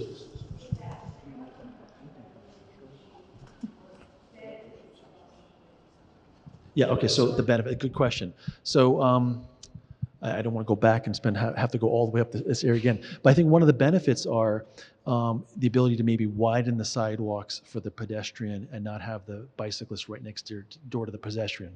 So if, for example, if you want to have more outdoor dining or maybe farmers markets up on the sidewalk and use that extra room that you've now got for those events and not have bikes going by there, putting them out in the street next to the car, that would be one of the biggest trade-offs as well, right? And there's a question in the back over here. The advantage is really like a little bit wider sidewalks for pedestrians and how you manage that real estate for events and programming. Right. Those are some of the trade-offs, right? And I don't think there's a right or wrong answer between these. It's really kind of what your community wants to have happen here. Right. Okay, so we're going to keep going north. So I call it the Rockery all the way up towards the lake here. So what I'll do is I'll pause here just to point out a couple things. So again, we noted that this area, the red dashed line, is the farthest perimeter of the Rockery. So notice in all of this area that we're keeping that in place. We had to work really hard as a team to get the road far enough over to get the geometry to come around and tie it back in here as well.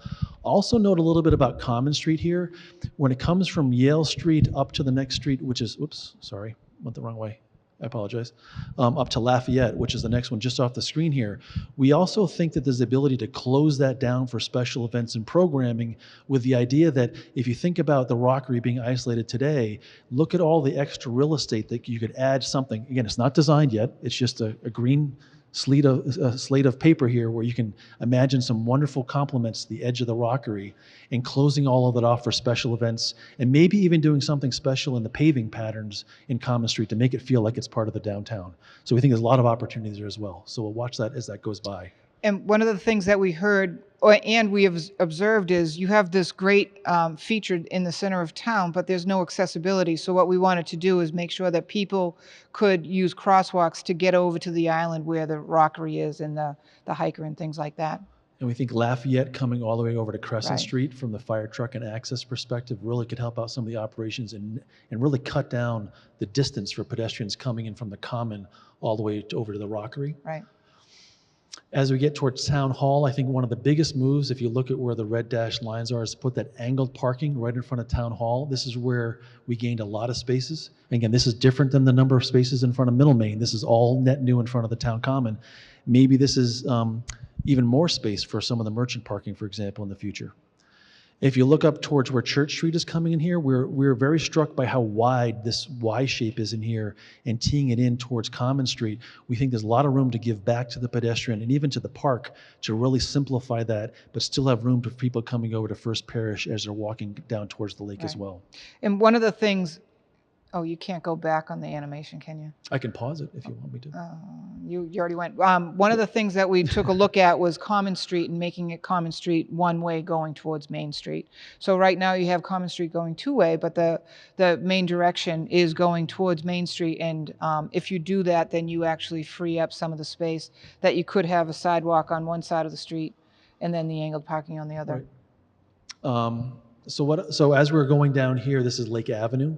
And I think the big move there is just by stealing a few feet into the park today, moving the fence, keeping the historic look to it, adding a sidewalk, we're able to put in head-in parking here, as well as when you come around on Spalding Street here, in order to like tie those together and gain, also, was it like 30 or 40 spaces in that whole area?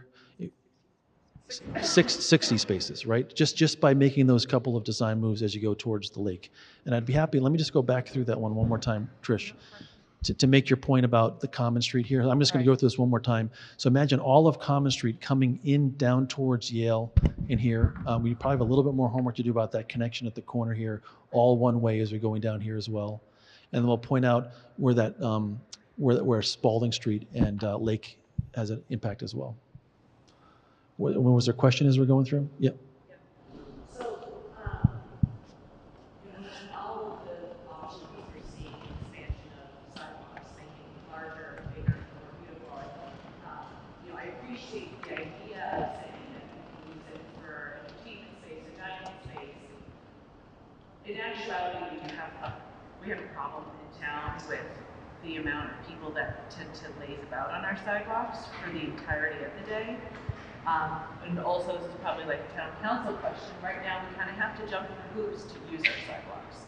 We have to, there's permitting, and there's not everybody who wants to be able to dine on the sidewalk can get a permit to dine on the sidewalk. So these are all great ideas, and I'm hoping that in putting them into action, there's an open dialogue between this concept and government to make sure that we can actually use these things. Yeah, that's a great comment. And it's again, very common that you use your Main Street the historic way with some of these changes. Hopefully it opens up the opportunity to use it a different way, but with that comes regulation and enforcement and really permits no and all of these things. That's right, that's right.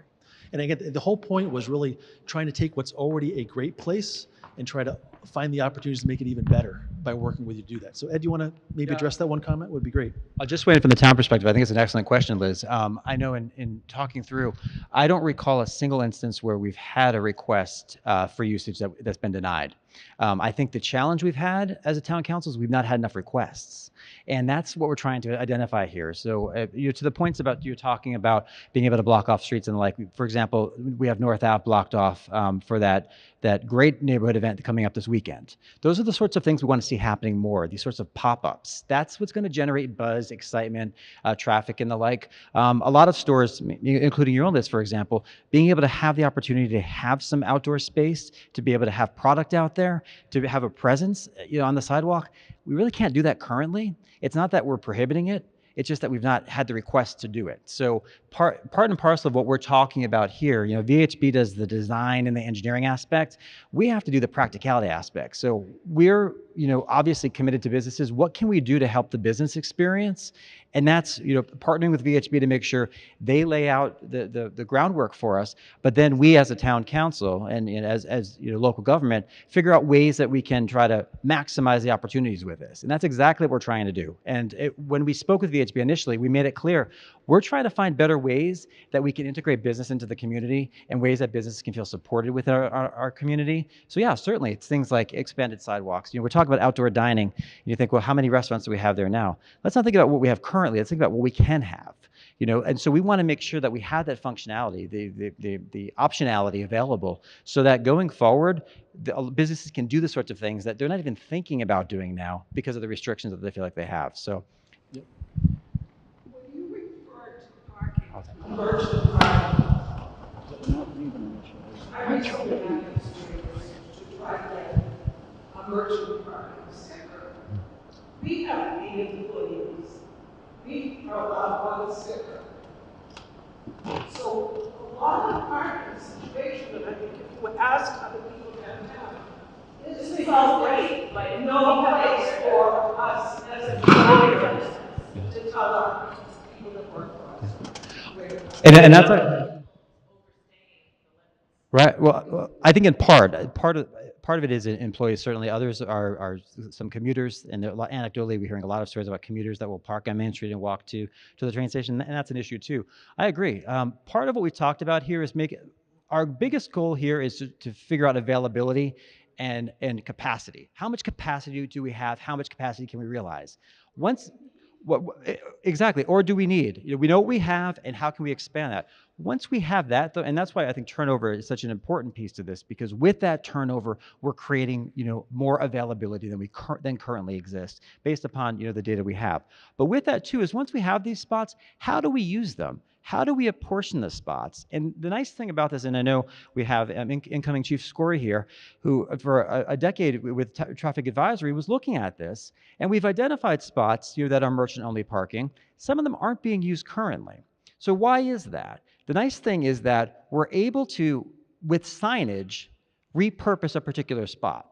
So we can go into this with an apportionment that we think is appropriate, but then through tested experience, we can change that. So if we find that, okay, there's actually more demand for merchant parking than there is for customer parking, for example, we do some shifting. If we find that the merchant parking isn't ideally where it needs to be, we do some shifting. And it's a very inexpensive thing with signage, as long as we create the spots that provide for that. So I think there's a lot of flexibility here. So even when we're talking about merchant parking, we're not entrenched. It's a policy issue. It's going to be something the town council will undoubtedly be dealing with. And also with stickers as well. I think, Beth, you raised an excellent point. We've talked about stickers. Some people have raised the issue of, at the library, is 2 hours enough? Well, currently, a lot of people are parking for an hour. But is there the ability to maybe nearby the library have 4-hour parking, for example, for library patrons? We've talked about, options like that. There's a lot of that. And I think the finessing, if we can call it that, will happen after we get beyond the 25%, from 26 to 100%. But I think it's an excellent question, and ultimately it falls upon the town to make sure we're meeting your needs. VHB is trying to create the opportunity, then we have to seize upon it. Yeah, right. It's actually an interesting dynamic. I mean, we work with a lot of communities, and just knowing things like trying to rebalance the no net loss of parking on the core of Main Street. Like, many communities can't do that. So we were trying hard to be able to try to show, yes, it's a block away, but trying to do that. If you look at that 3-minute walk or just outside of Main Street, some communities are so utilized that there's no extra room anywhere. We actually found that you have a lot of spaces just a little bit down those blocks. And we didn't even talk about those tonight. We talked about that at the last public meeting. If you look over by Lake and Spalding, having 60 extra spaces there, that who knows what those go for.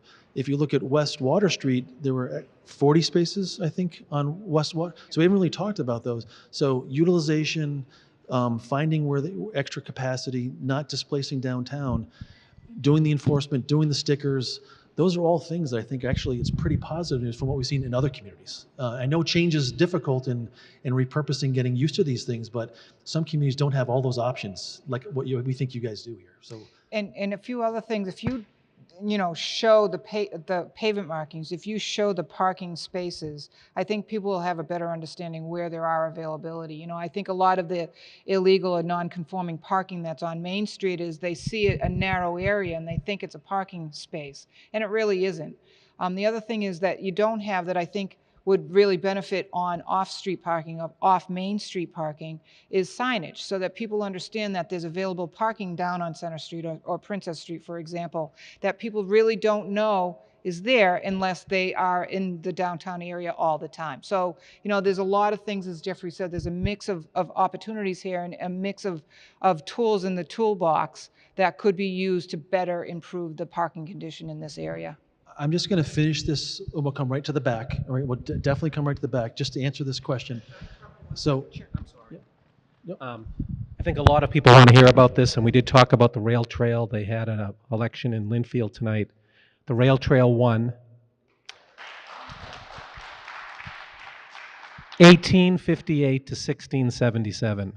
So it was close, but that's another step forward. So I'm sorry, but that's good news. That's good news. Congratulations. Excellent. So I'll be really quick in just answering this question that goes back a couple minutes ago, where it was just understanding what's happening along Lake Ave, because this is where we have another really big surplus that we were able to create.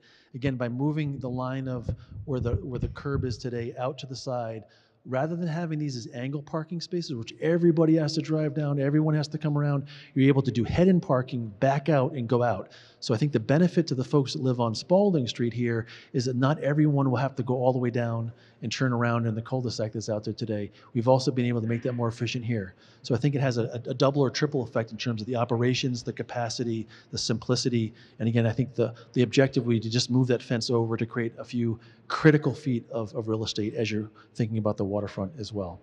And then I think the last thing I'll say, and then I'll go back to the questions, is that we've also thought of just about that circulation, as I mentioned. So imagine people coming in here, turning and going out. You no longer have to come all the way down, turn around and back out again, and looking for a spot, trying to get that efficiency in the flow to work as well. So with that, we'll go back. There's questions in the back. Yeah. Business owner between Albion Street and Water Street, the parallel parking, literally having one space in front of the shop, even if it's 2-hour parking, it's not going to sound business. I have people who complain on a daily basis they have to walk. If you change the head-on parking, parallel parking, we're taking away way too many parking spaces from my customers. Okay. So the comment was about taking away the angle parking to make it parallel and the impact for customers. Work after dark, because walking from my spot in the center of Main Street to a parking lot down the road, a female, I will not allow my employees to walk down the road. You will literally, I just signed my lease, I wish I could get out of it. Right, so the second part of that flows in here is really about women in walking after hours down the street to a parking spot and just, yeah. Well, I expect people that anyways, but I do not want my employees to walk, a female to walk such a long distance, because you're taking away parking spaces from customers and merchants. And that parallel parking is just taking away way too many spaces in the middle of Main Street and putting it in front of Town Hall. It's just not feasible. Yeah, well, hopefully, let me just use that as an opportunity to clarify. So when we were balancing out that middle part of Main Street, we weren't talking about the ones in front of Town Hall. We were able to balance it from the south part of the Rockery to Water Street. It was just within that segment, not even counting the ones in front of Town Hall as well, just to clarify that part of it as well. But I understand just the comments about the trade-off between merchants, Right. customer parking, having to walk a little bit. And as somebody who brings my dog there, and I have a crazy dog, and there are a lot of crazy dogs. She knows my dog. I literally sometimes have to pick up my dog and bring her through the square because my dog is a nut. And there are a lot of dogs like this, and she gets scared of the square. And so she needs people to be able to park right in front of her space. And she has a very successful business. Yep. You know, I go there, it's always crowded. This is helpful feedback. Yep. That looks good, but this is the reality. Yep. No, thank you. This is all helpful feedback. Yep. Yeah. There happens another half space on it, you know about the making, and the corners are way too far out into the streets. You're making this traffic to drive down in the summertime. If you get a foot of snow, you're not going to make the corners. I mean, we live in New England. Yep. This is made in Florida. Yep. I mean, this is the thing that nobody's looking at, you know? Yep. And I understand you gotta have the bicycles, but this is absurd for Wakefield Square. bump ups are way too huge. If we put the flashing crosswalk lights in the square, so people can see them, that would help. What an officer not doing? Because you with the crosswalks and the sign in the middle of the street, the cars still go too fast. Right. You need some police supervision downtown. And if the town's got a reputation for when they talk to the people will slow down. Right. It is at 129, you should put 129, so maybe I do it. Right, right. Yeah, so just so the folks know, so the question was about the bump outs, how big they are, about speeding, where do you put the snow, really making it feel like maybe a Florida community versus a northern community. There's folks at our office that are traffic engineers that understand all of the technical turning radiuses, fire trucks, tractor trailer trucks, all of those movements that have to happen through these places.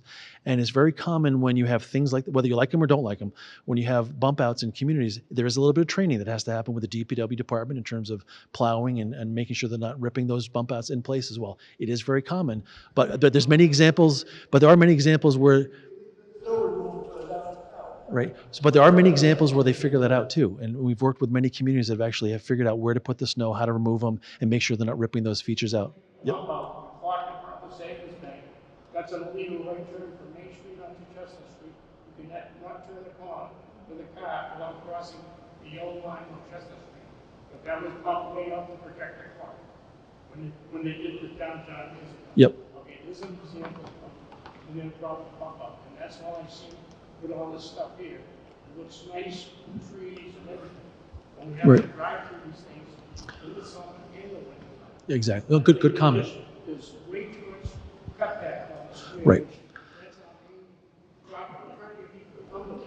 Yeah. And now you cut the way that. We have a similar problem when it snows on Lincoln Street with the trucks pulling in. It happens almost once a week during the winter. A truck tries to cut through on Lincoln Street from Water Street, tries to make the corner, can't make the corner, can't back up, because with the snow, pushes everybody out to the middle, and, you know, Yep. and you have a tractor trailer for now. Right. Gotcha. Thank you. People are out there trying to, you know, it Gotcha. happens on a lot. And that's but on the other Yep. Understood. And part of the size of these bump outs too is that there's certain parking spaces that are actually out there today. We showed you the picture where that car was parked on top of the crosswalk. There's, for safety reasons, there's distances that need to be away from a turning movement from a side street, the crosswalk, to maybe put the cars in the right spot. So some of what you're seeing is meeting today's standards versus the lack of standards that are out there today. But a lot of good feedback, a lot of great feedback as well. Okay, so I think let's just keep on going. We only have a few more to go here. So Albion Street here. So we have now changed directions.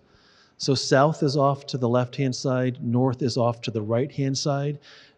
We arbitrarily picked one option to show you the interface of Main Street and Albion Street.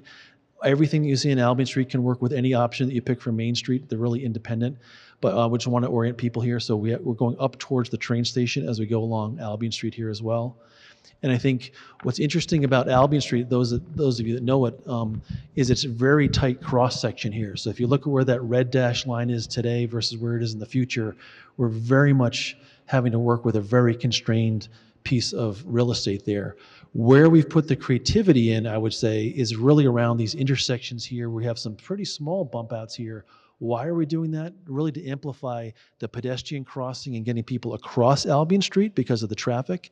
In particular, here's one example of what you can do with some of these bump outs, both for aesthetic reasons, having some benches, maybe some trees that might be in planters, for example, adding some seating, because so much of that road is dedicated to on-street parking as you go up and down that road there as well. And sidewalks that are pretty much going to stay the width they are today. Maybe we do something creative in the ground plane, maybe with some materials that are out there as well, and really try to work hard to find a few spots like what we're showing here to have a couple of these bump outs to give a little bit more amenity back to the pedestrian, and a couple places along the way to go north-south across that part of the street.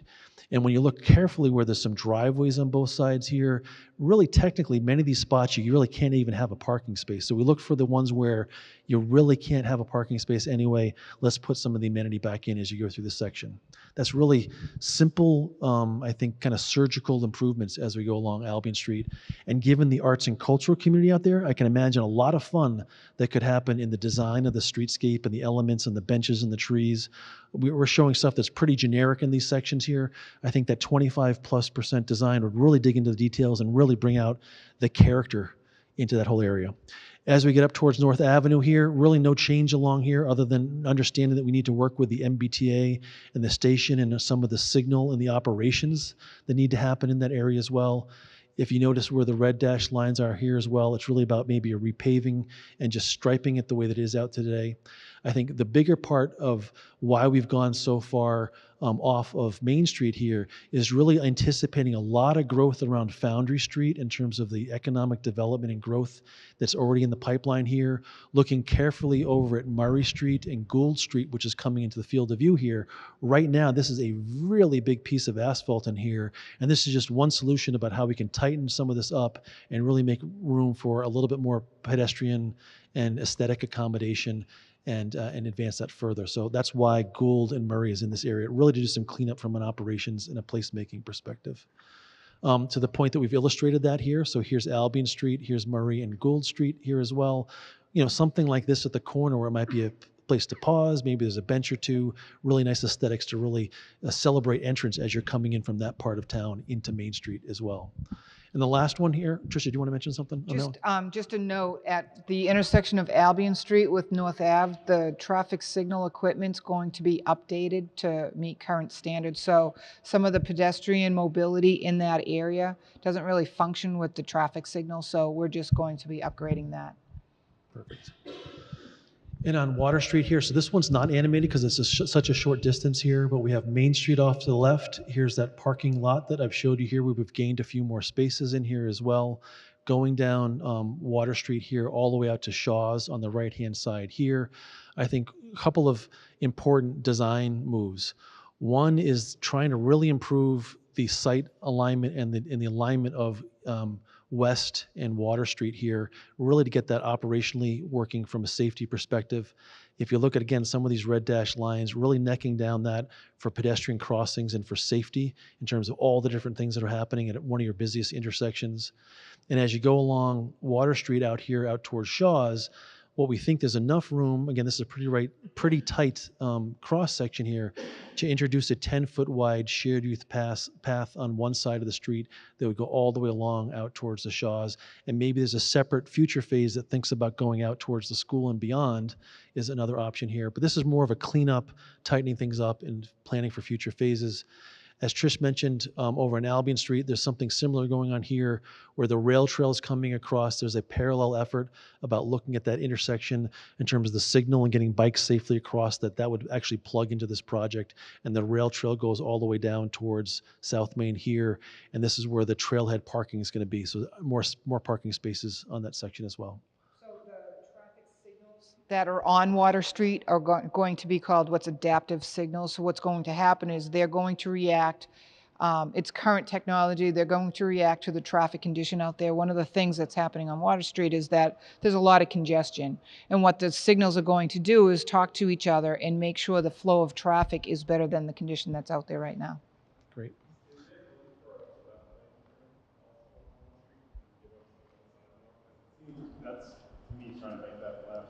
Left turn lane on Water Street going what direction? At Main Street? At the intersection with Main Street? Here. I don't think it's warranted, to be honest, when we do the traffic counts there, but we can take a look at that, sure. Yeah.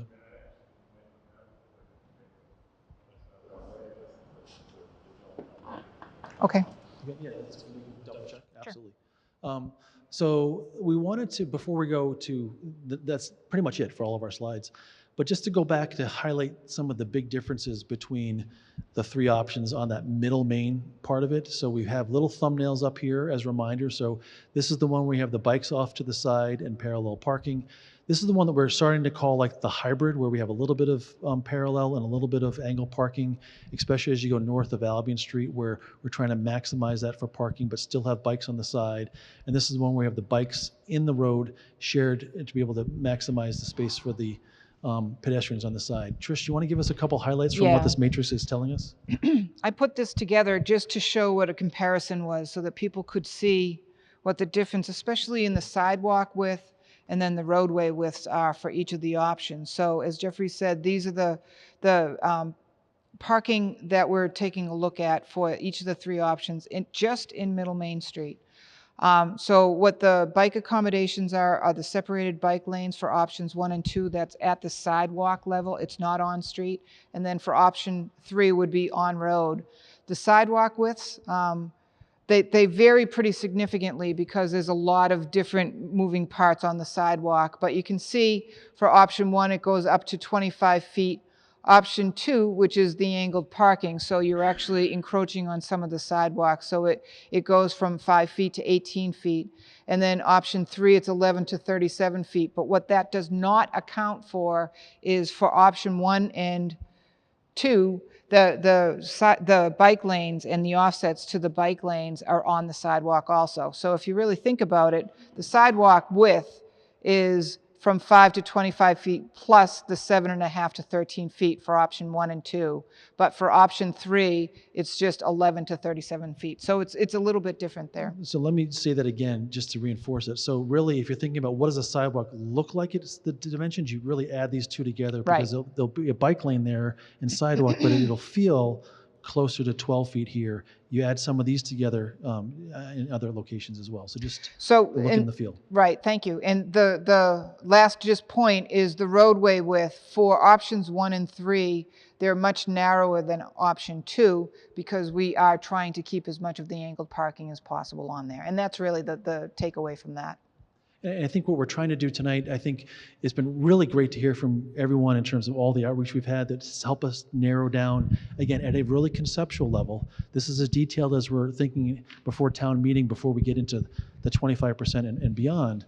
But it's been helpful around the edges. We want to spend a little bit tonight on that middle main part of it to see if there's some preferences about these three options, to see if we can further narrow that down and maybe simplify as we go as well. So this was helpful in terms of the big differences between it. Yep. So the direction along the east of the Main Street, you didn't show any projected or suggested changes on the figure south or west of Main Street. So Yale, A1, Chestnut, Albion, Richardson. Yep. I just see it designate which streets are being recommended as one way. If they go to one way, that's initial parking, not So we took a look at where the driveways are right now on those streets, and if you actually change the circulation there was some of those roadways like Chestnut Street that we couldn't change to one way, or it's actually one way away from Main Street. So we did take a look at all of those to see if there was any additional opportunities, if we did reconfigure them, change the couplet patterns, going either westbound or eastbound on those side streets, and there was really no gain in parking on those locations.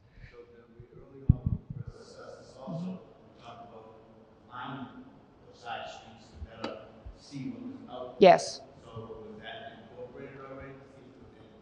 We took a look at the number of parking spaces that are unpainted right now, and that's the number of parking spaces that we used. If in terms of efficiencies, it would be more efficient if you did put in the designated parking spaces, so that the paint that identifies each individual parking space. Yes. One thing downtown, someone brought it up already, earlier. By having Center Street, a one-way down to Main, redirecting Chestnut Street into Main Street in the opposite direction, we still allow for major capitals in town to exist. Because they'll come down Waters toward Crescent, down Center, right across that Chestnut. Right. And it's non-stop every morning, at least 2 hours. Okay, and we can, thank you very much for the feedback. We can take a look at it, see which way makes the most sense in terms of direction. That's great. So really, we have slides here in case you want to go back and forth between any of those 5 different areas from Middle Main, North, East, West. So this is really more a little about open comment and asking questions. So especially if folks have been waiting to ask some questions, now's the time to get them all out there. And let's maybe go around and try to get as many questions answered as we can. Yeah. where they're gonna be implementing the parking enforcement in July, was there any thought to maybe lining some of these side streets and doing some of these things with Center Street and Princess Street before all this happens? To see, you know, where you go, maybe you can move the people off Main Street and onto those just to see how it works before we tear apart the whole square. In other words, get our alternatives, some of our alternative spaces done. Yep. And then you do your enforcement and see Right. how that. Yeah, so the question is actually a good one. Is there the ability to do some of the testing of some of these ideas, and maybe in a temporary way to get some of those side streets figured out at maybe a temporary basis and see what the impact is in addition to having the enforcement happen in place? And seeing what happens as a test study. Some communities have done similar things to that as well. We can do a follow-up with the town to see if there's some capacity. Part of the challenge, though, is some of these side streets require one-way versus two-way. There's operational things, so it might limit the ability to test some of these things because it might not be as easy as striping and putting paint in the street and for safety reasons, but we can work with the town to see if there's some things that they could test out. Yep. Experience when you have this large scale of project, how long does it take to implement all these changes in the best case scenario? Yes. The question is, how long does it take, like a project like this, given the scale and the funding and all those things?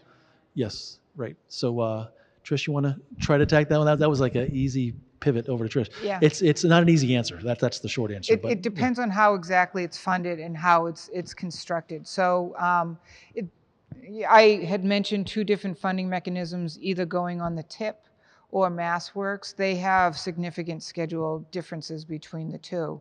So a project like this could go as soon as 3 years, maybe 4 years starting construction, because it takes that long to get through the process.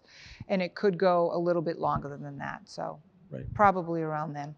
That's right. So think about someone like designing all the details, figuring out how you're going Right. to break it down, multiple rounds of funding and so forth. These Right. things usually take years. And reviews to and do. making sure that But- it fits.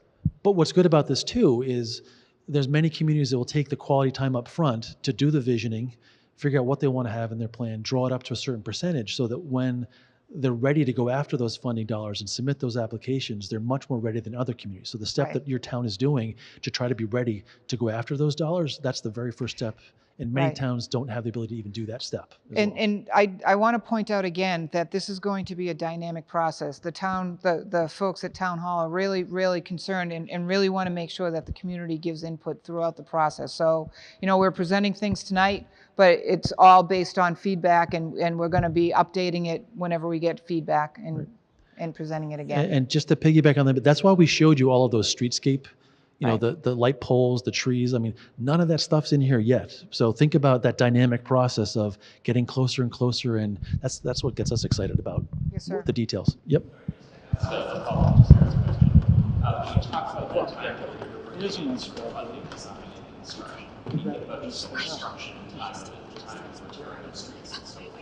Yep.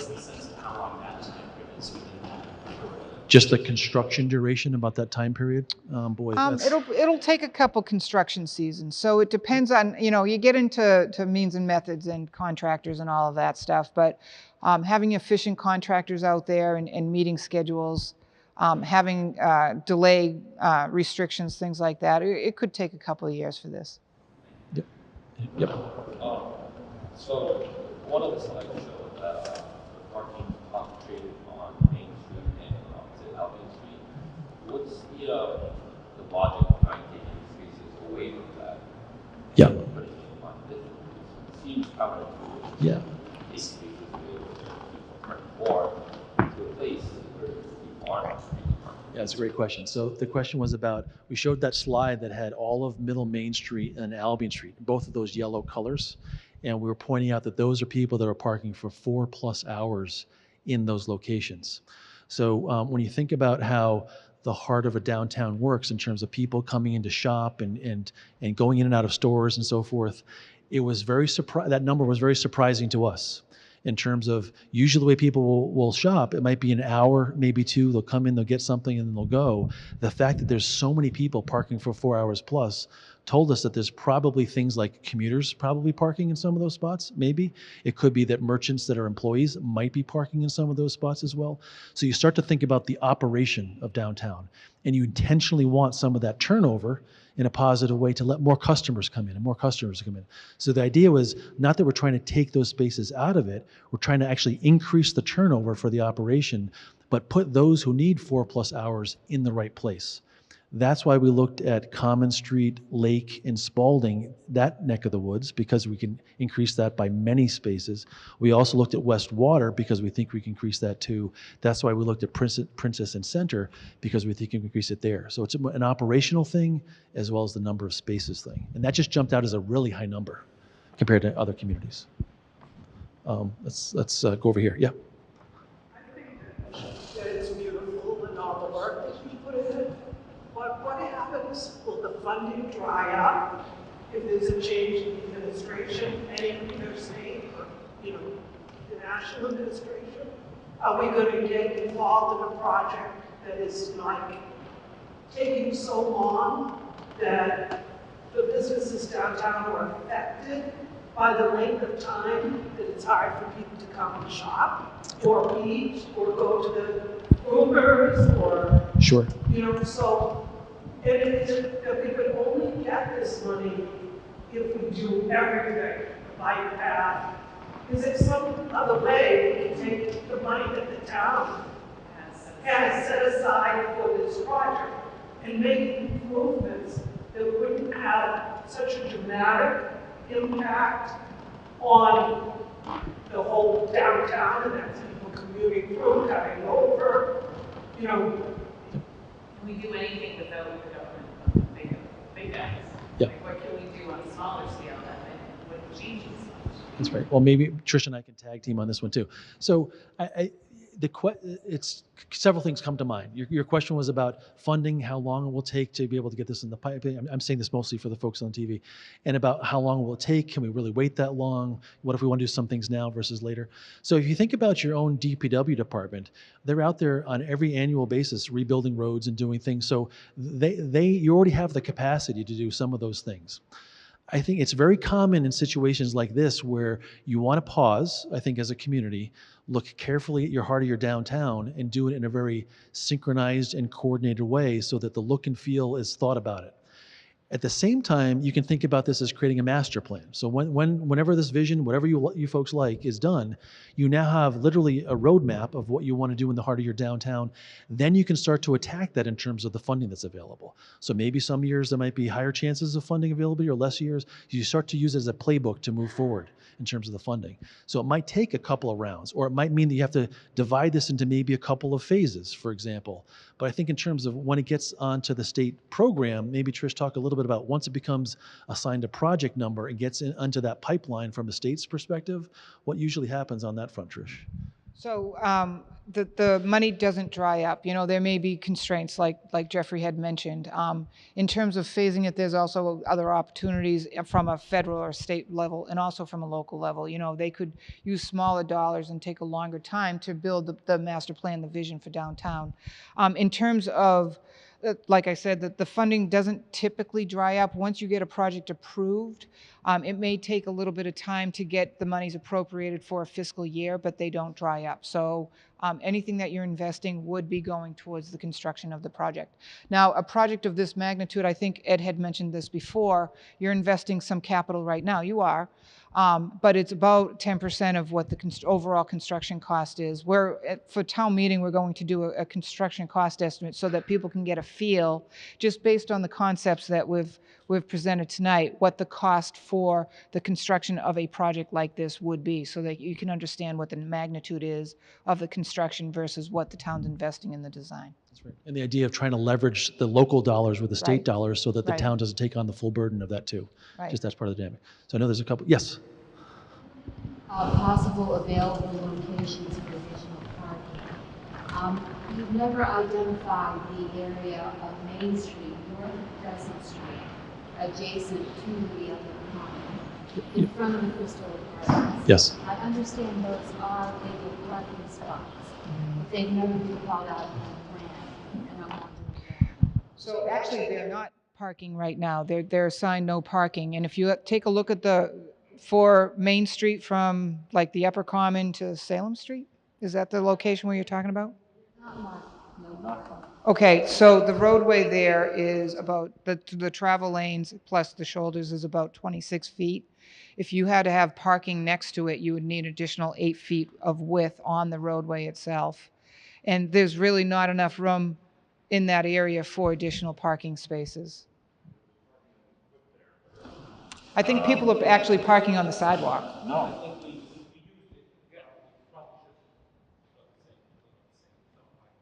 Yeah. Right. So we are showing some parking on the northern part of Maine by the Rockery, but it's a good question about, maybe we can try to better clarify about, is there enough space, is it really legal? Maybe people are doing it today already, but we can try to better answer that question for you. Absolutely. Okay. So I just wanted to go to this slide. I know some folks are already heading out just about next steps and so forth, thinking about town meeting, the next steps in the process as reinforcing as well. A lot of the stuff is already available on the town website. We're going to be posting some of the stuff as well just before people leave. I know there's a few more questions. Yeah.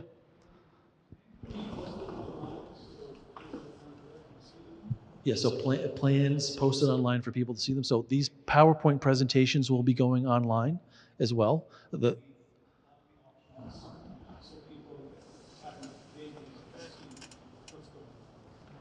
Yeah, so they're online already right now. We've had 3 public meetings. Tonight's the 3rd. The information, I'm looking for Jennifer in the room. Oh, here, right in front of the. Yep. Yeah. Yeah, the schemes on the table are exactly the same that we just went through on the PowerPoint presentation. Exactly the same. We just blew them up in more detail.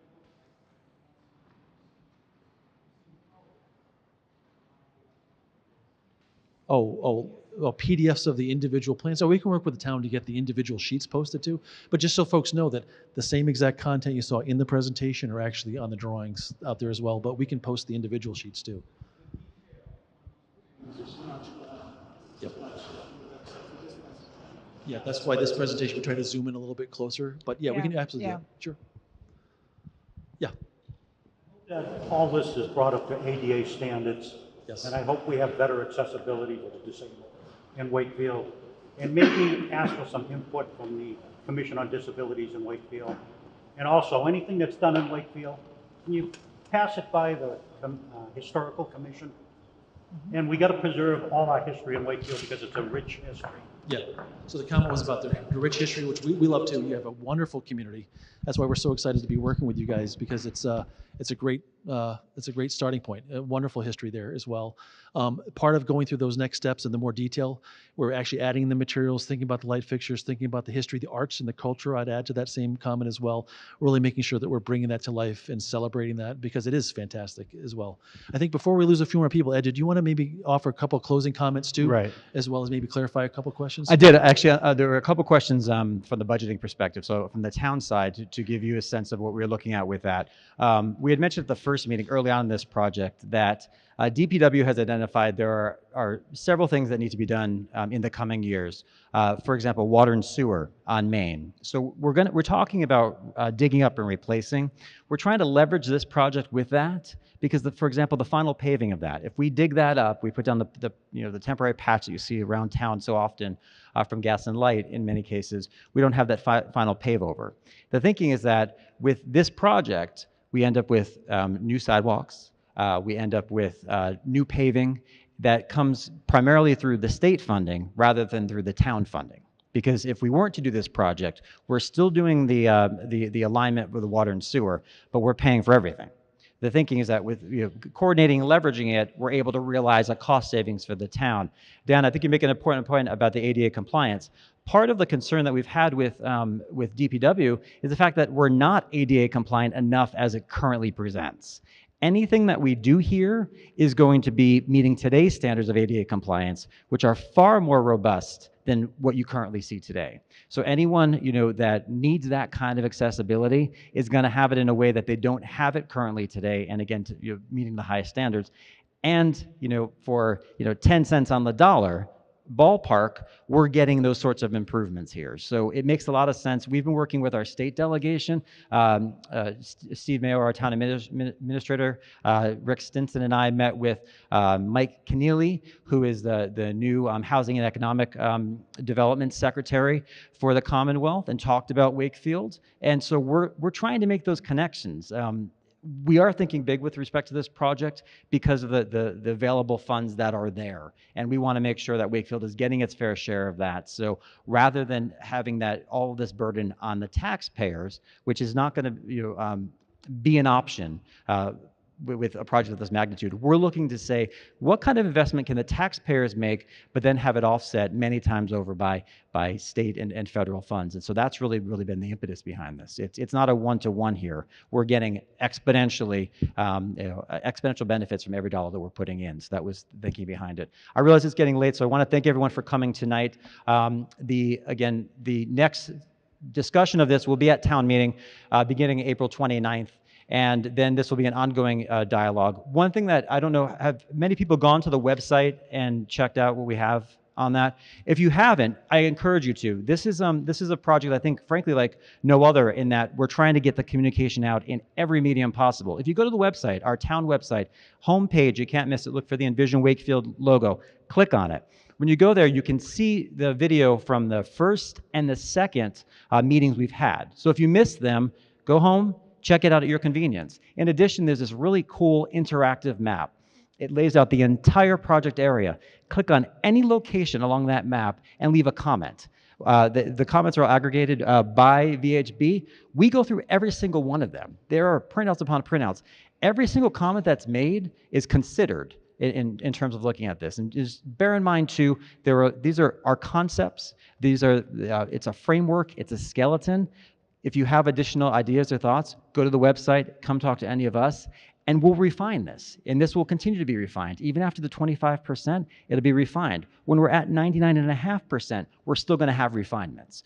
It has to work for us. It has to benefit us. And we have that ability to make it highly customizable. So thank you for your time and some very good thoughts and comments.